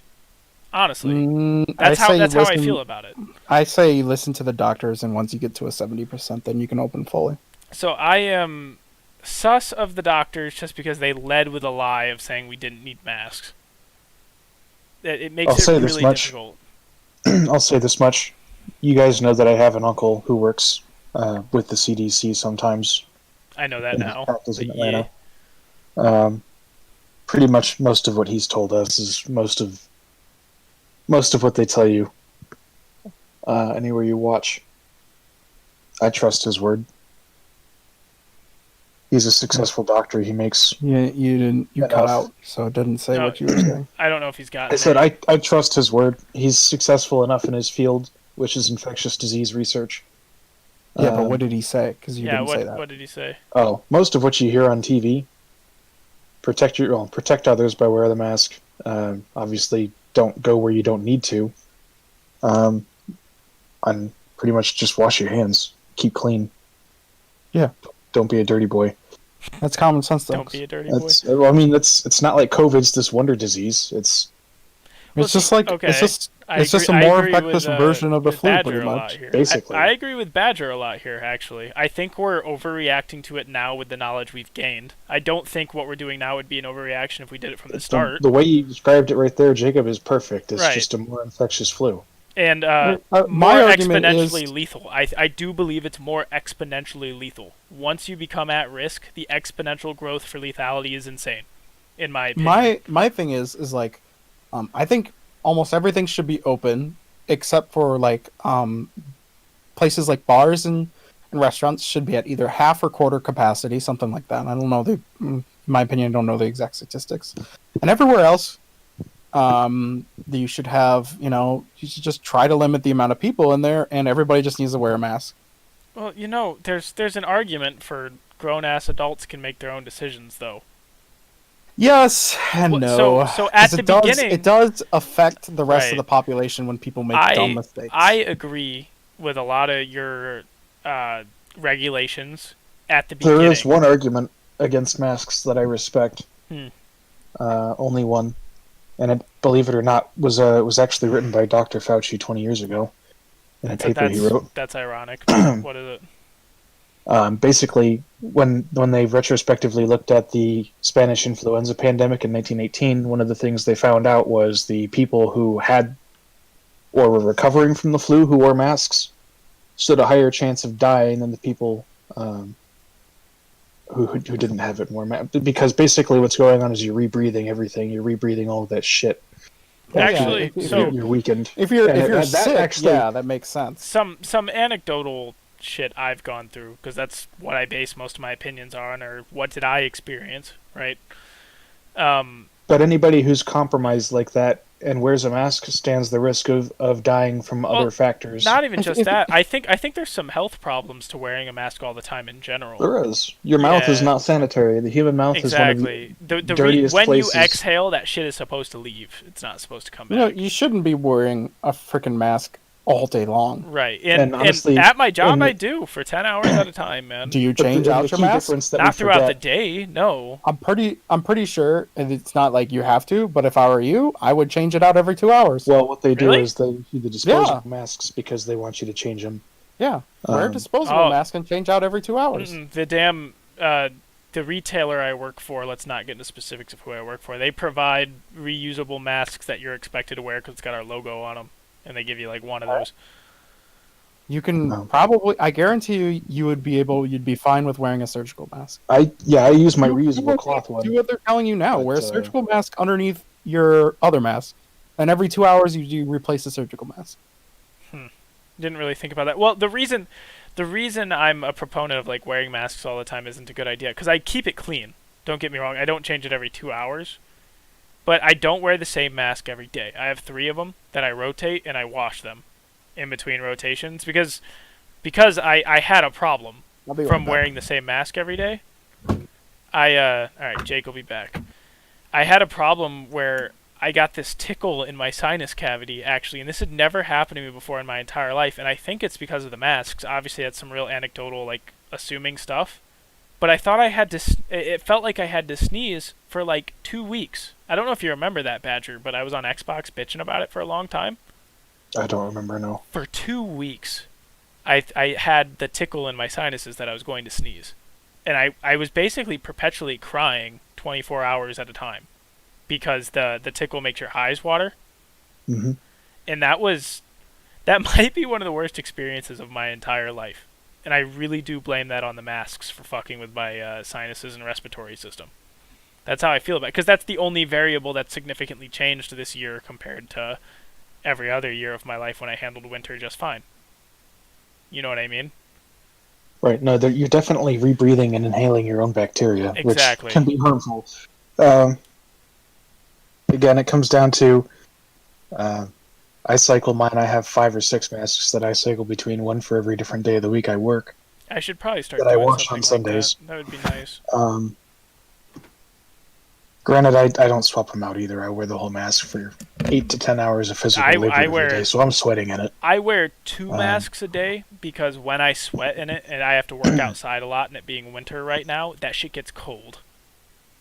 Yeah. And because of that, I use 2 masks throughout the day. When I go on my lunch break, I come back with a new mask. Again, at the end of the day, it comes down to just being clean, being sanitary, right? Taking care of yourself. Well, isn't there an argument that being too clean all the time promotes these superbugs, though? Yes. Right.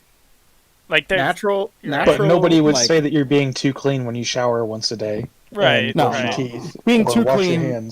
Being too clean is shower 3 times a day. And it's preferred to be too clean than not clean enough. Is what I think the consensus is between the three of us, right? Correct. But there's a problem. Even wash your so, hands in the when you should extreme. wash your hands. Right. After you've touched things that you When know. you use the bathroom, wash your hands. When you prepare food, wash your hands. Yada yada. Like you said, everybody would prefer a clean freak to somebody who doesn't. Right. Yeah. All right. I think the last subject we can get into, unless we go on another tangent, for this podcast for this episode. Now that I'm finally starting to sober up a little bit, because while you were gone, Badger, I was fucked.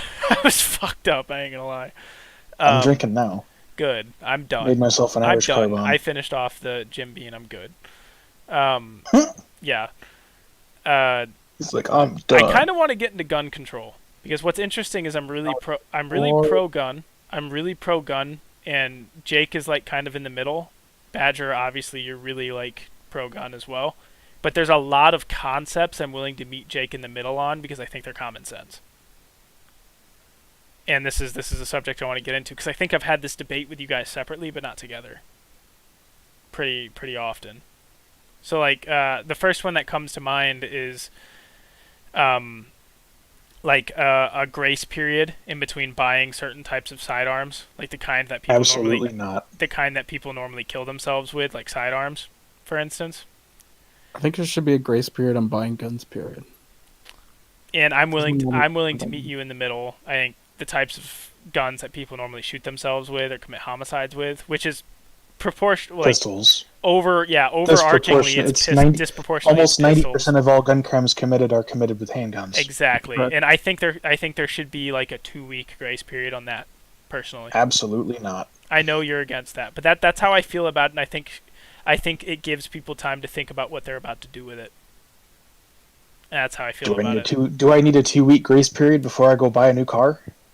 No, you don't. Okay. And this is where I'm going to let things. But the difference happen. is the difference is that I have a right to purchase a gun. Anything that intercedes in between that is an infringement. As specified by the language of the Second Amendment. So let's not say what state we live in. Let's not say what state we live in. Right. Any law that violates the Constitution, the law of the land, is unconstitutional. And I agree with Badger on this. However, the state we live in, you cannot just go buy a pistol as soon as the Constitution applies to you. You have to be 21. You can't even buy the ammo for it until you're 21, I think, at most establishments, right? You can't get a conceal and carry permit until you're 21. Well, actually, no, false. You can buy 9mm because you can use that in a carbine. Pistol caliber carbines are pretty much the rage on the shooter market today. Everyone wants one. I know there's prove that you're going to use it in a pistol, therefore they can't regulate the sale of ammo. Pistol caliber ammo to people. I'm not talking about legally. You can't buy ammo online until you're 21. In private establishments, they also won't sell you ammo at all until you're 21. Like when me and you went to Farm and Fleet before, dude, the place we went when me and you went shooting a few years ago, I had to have you buy ammo for me. I don't know if you remember that. You weren't 18. It wasn't because I was 18. The rule was actually 21 within that establishment. Not legally, but within that establishment it was 21. Walmart does the same thing now. But that's private property. That's different. I know it's private property, but it's still there's an argument for the point that I'm making. There's an argument for accessibility. No precedent for banning sale of pistol caliber ammunition to not minors, but adults below 21. Because again, not legally, but I do think there is a precedent for it in private establishments. There absolutely is, which is an accessibility issue. Like even if things aren't legally illegal, right? There's still an argument about whether or not things are accessible. This has always been an argument. But that doesn't matter. It does matter, especially if you start talking about certain groups of people who may not have access to things. That's up to the personal. Like that's not the government telling you anything. That is a personal decision of the people who own and run the company. To flip this on its head to like an unrelated issue that follows similar lines is bankers and real estate brokers and stuff can't discriminate against people of certain races because for a long time privately this is a whole nother argument. This is a whole nother argument that goes down a whole nother rabbit hole about whether or not you can discriminate period against the people you are serving. Right. Well, and that is a good argument. You can. I hate to say that you can, but you can. as an FFL, they are one of the only industries out there who have the right to discriminately. What does FFL mean? Federal Firearm Licenser. Okay, that makes sense. Basically, it means you're a dealer. Okay. They're also, by the way, the only people who are allowed to own automatic weapons. Anyone can get an FFL with the time and paperwork, and obviously a clean background. And then they can own automatic weapons? That license is fairly expensive. Right. But then once you're an FFL holder, you can own anything. That's Literally cool. anything. There is nothing you cannot own once you're an FFL. Honestly, I do like that, to be totally honest. The fact that there is a legal way I shit you not. You to get can whatever literally you want. buy a C4 explosive. I know, that's no limit cool. That once you're doesn't an bother FFL. me. That doesn't bother me at all as long as there's a way to do it. Do you get what I'm saying? It's the hardest license. I think it's one of the hardest licenses in the country to get, if not the hardest. It is, but you get why I'm still happy that there's a way to do it, that there's a way for private citizens to do absolutely. It. Right. And I'm not completely blatantly pro-gun. I mean, automatic weapons, for example, are something that I'm not sure I want to open the can of worms on. Well, I'm going to open the can of worms on it. I think automatic weapons are less effective than somebody who's trained with a semi-automatic. That's how I feel about it. Depends on the environment. I think somebody... But the ease of the ability for it to be used for bad. Right, but I think, okay, if you take somebody who has no firearm experience with an automatic weapon, and then somebody who has a shit ton of firearm experience, like a veteran with a semi-automatic weapon, one person's going to be significantly more effective than the other. Like I said, it totally depends on the environment. If I was to go into combat 2 years ago, if I was to go into combat, if the guy had an actual automatic weapon, the Las Vegas massacre would have been 10 times worse. Mm-hmm. Right. All you need is a sufficiently sized crowd, and anyone can pull a trigger. Right. Even if you can't control the recoil. I was about to say, people don't aim on crowds. You can pull that gun down and do a heck of a lot more damage in a short amount of time than you can pulling the trigger. What's the more effective response to this problem, then? Is the more effective response regulation, or is it desensitizing guns so more people can handle the situation themselves? Well, ideally, we live in a society where mass shootings wouldn't be like America 100 years ago. They weren't a reality at the time because, honestly, the culture was different. But you're saying like desensitize us, Ashton, to the way and like how we should handle guns. When you hear a gunshot, what's your first reaction going to be? It's not going to be, where's that gunshot? I'm going to go attack that person. It's going to be, I'm getting the fuck out of here, and that's what everybody does. But if you're holding the trigger down once and just spraying with an automatic weapon, it is far easier than having to pull that trigger individual times. Yeah, in a crowded environment, in a crowded environment, in case of a rifle caliber, the risk of overpenetration is staggering. Right. I don't totally disagree with that. It doesn't even matter if it's contained to one room with a rifle, because if somebody, take for example a Scar H chambered in 308 on automatic, that's going to go through at least 3 or 4 walls. I mean, it's very common for shootings to happen, and they just go through whole houses. Now, that said, if I were to stake a bet on if automatics were legalized overnight with little to no regulations prohibiting the sale of them, I would bet you the first 2 guns to get Sears thrown into mass production for them are going to be Glocks, because there's already framework for it. Mm-hmm. And probably right after that, ARs.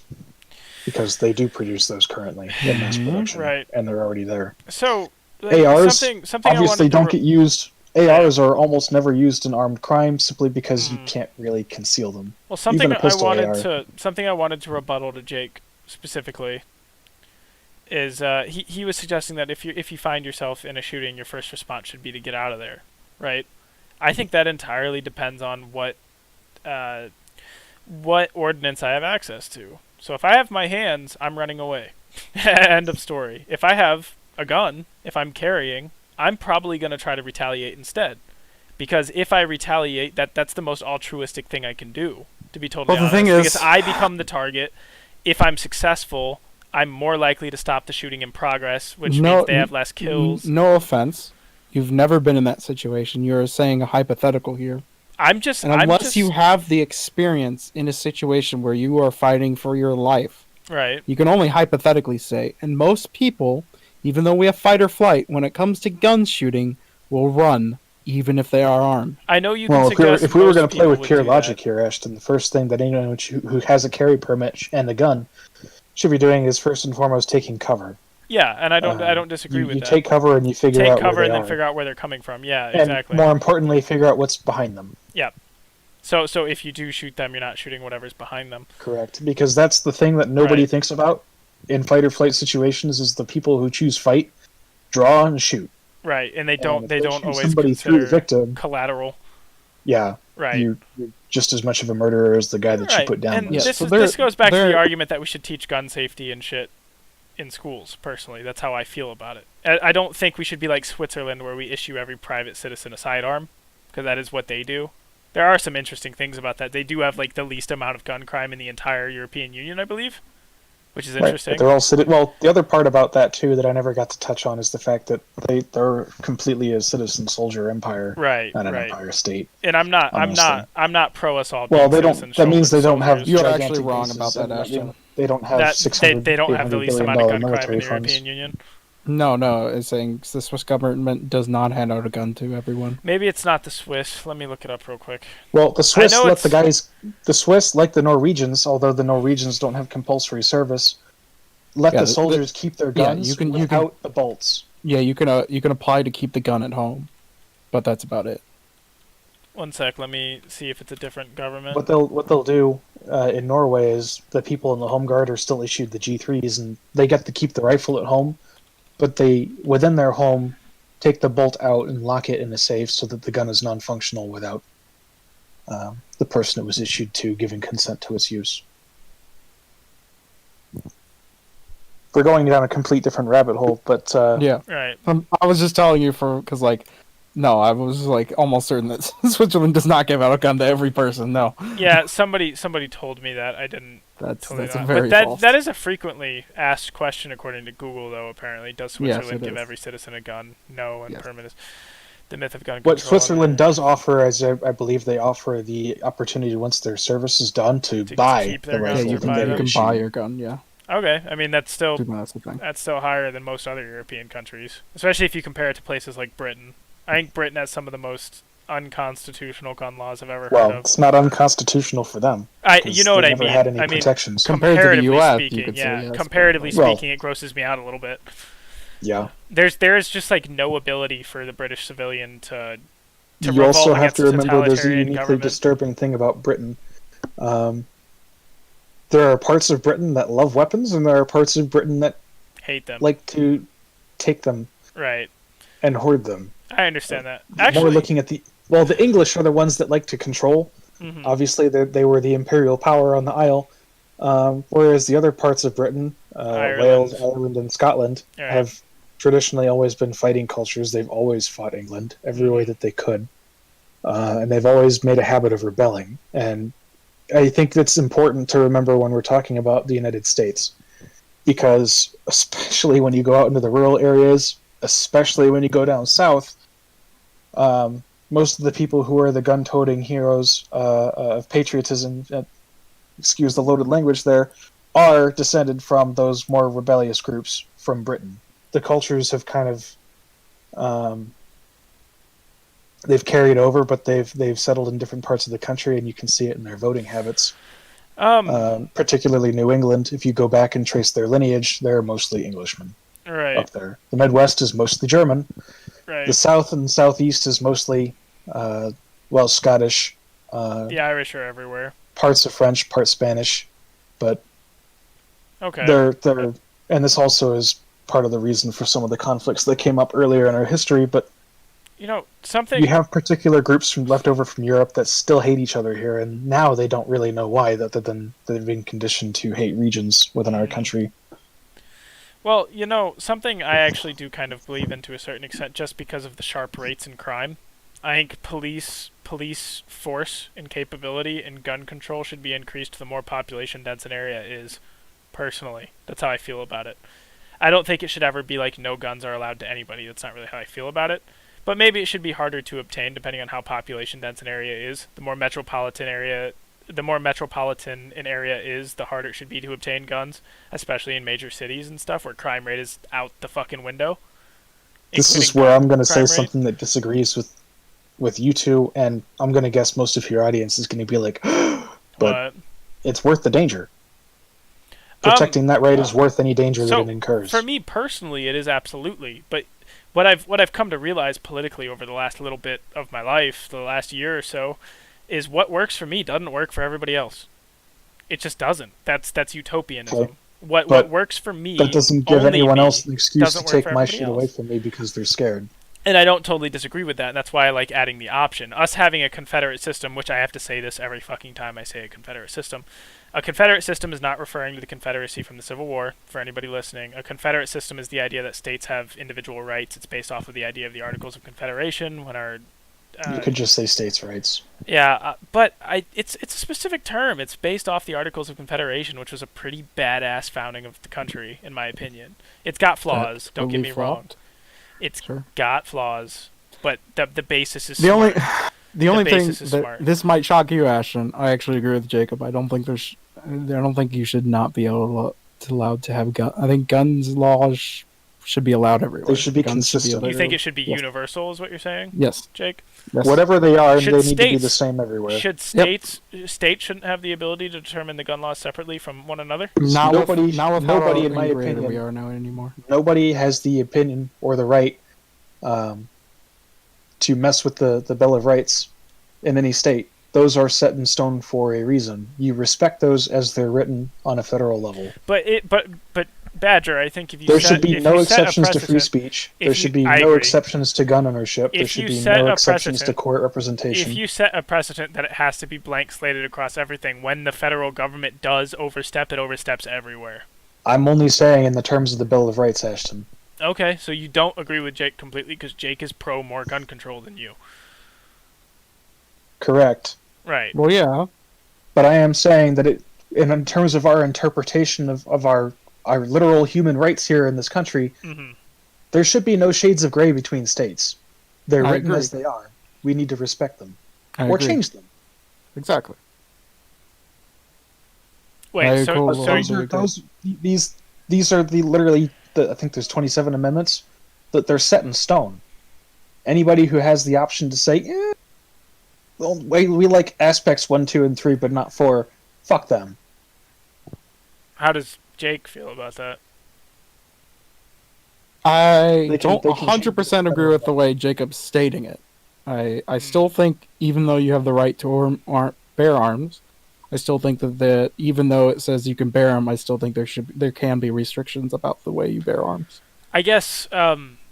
But I think that should be done from the federal level, not from the state level, because when you use state and local things, when it comes to I cry every time I look at what's called California compliant guns. It causes problems all over the U.S. I really struggle with giving the federal government. I can't give the federal government any more power than it already has, because governing from afar like that. Governing from afar like that just totally desensitizes our politicians from their constituents. But when you have problems where there's so many problems, when you have a problem like Chicago, who bans the sale of guns, but literally everybody from Chicago, all they do is just come over the border of Indiana, go to Cabela's and Bass Pro Shop and buy their guns.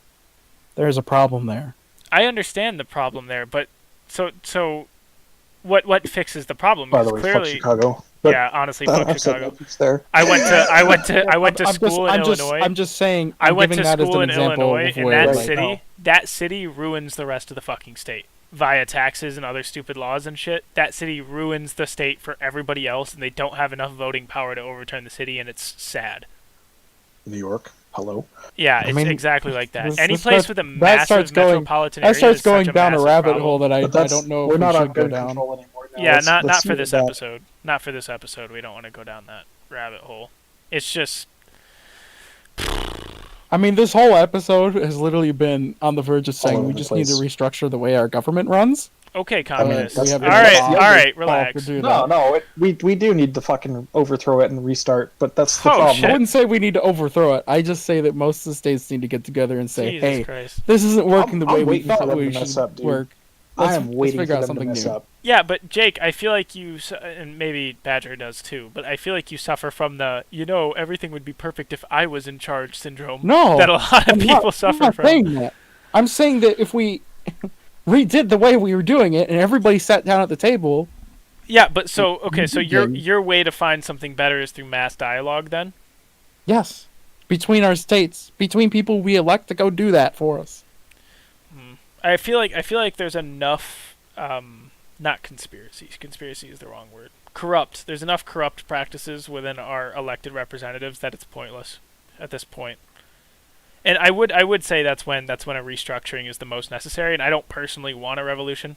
I really don't. I don't want to overturn the whole thing and start over. That's my point. Right. If I'm a bit too moderate for that now. Which literally you're only ever get away with that though once you get the foreign powers out of our government. I'm a bit too moderate to want to restructure the whole thing now.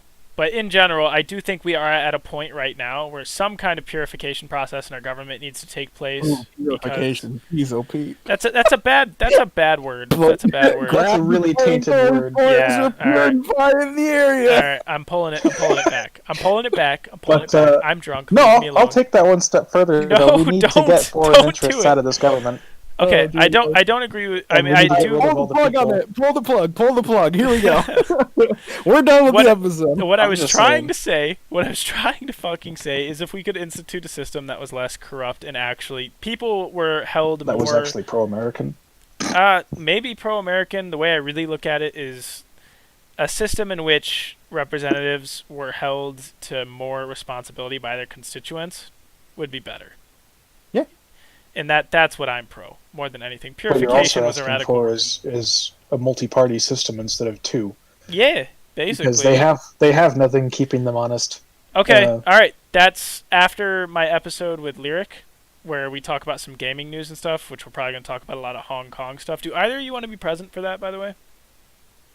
When we talk about Hong Kong? I don't want to say that on this podcast. You don't want to talk about the Hong Kong situation, or you don't want to say if you want to be present for the next podcast? I don't want to talk about if I want to be on that podcast on the podcast. Oh, because then I own you? No. Oh, then why? I want you to end the podcast, then we can have that discussion. Ah, okay. I understand. Okay, so if either of you want to be on that, because that podcast is next weekend at 4 o'clock again, if that works for either of you guys. But I might be working standard, my regular second shift next weekend. I don't know if I can do the Saturday thing to myself again. Okay. So that's what I'm going to talk about with Lyric next week. The following week, though, I do kind of want to talk about how a multi-party system, the benefits of that, and how we would achieve doing that in the modern day, preferably without violent revolution. And with that, I think I'm ready to end this episode. Any closing remarks from you guys? Back to gun control, the one thing I really wanted to finalize myself on is, other than letting people, the only things that I think should be regulated are automatics and explosives.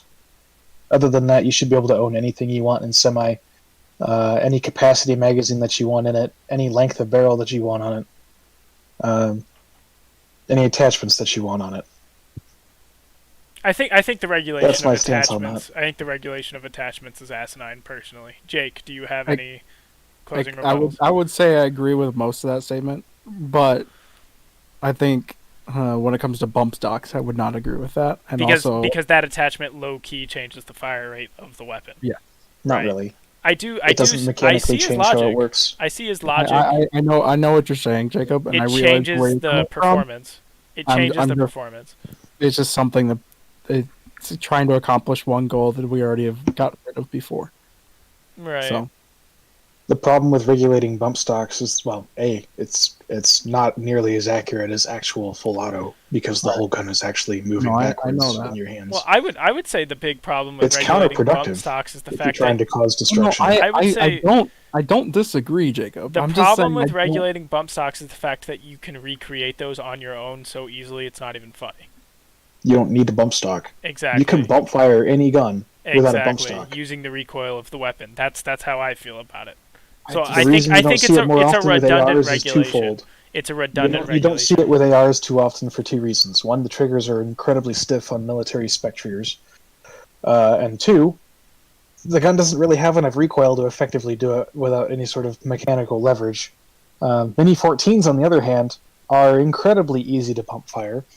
M1 Garand's. Garand actions. Garand actions in general are incredibly easy to bump fire. Yeah.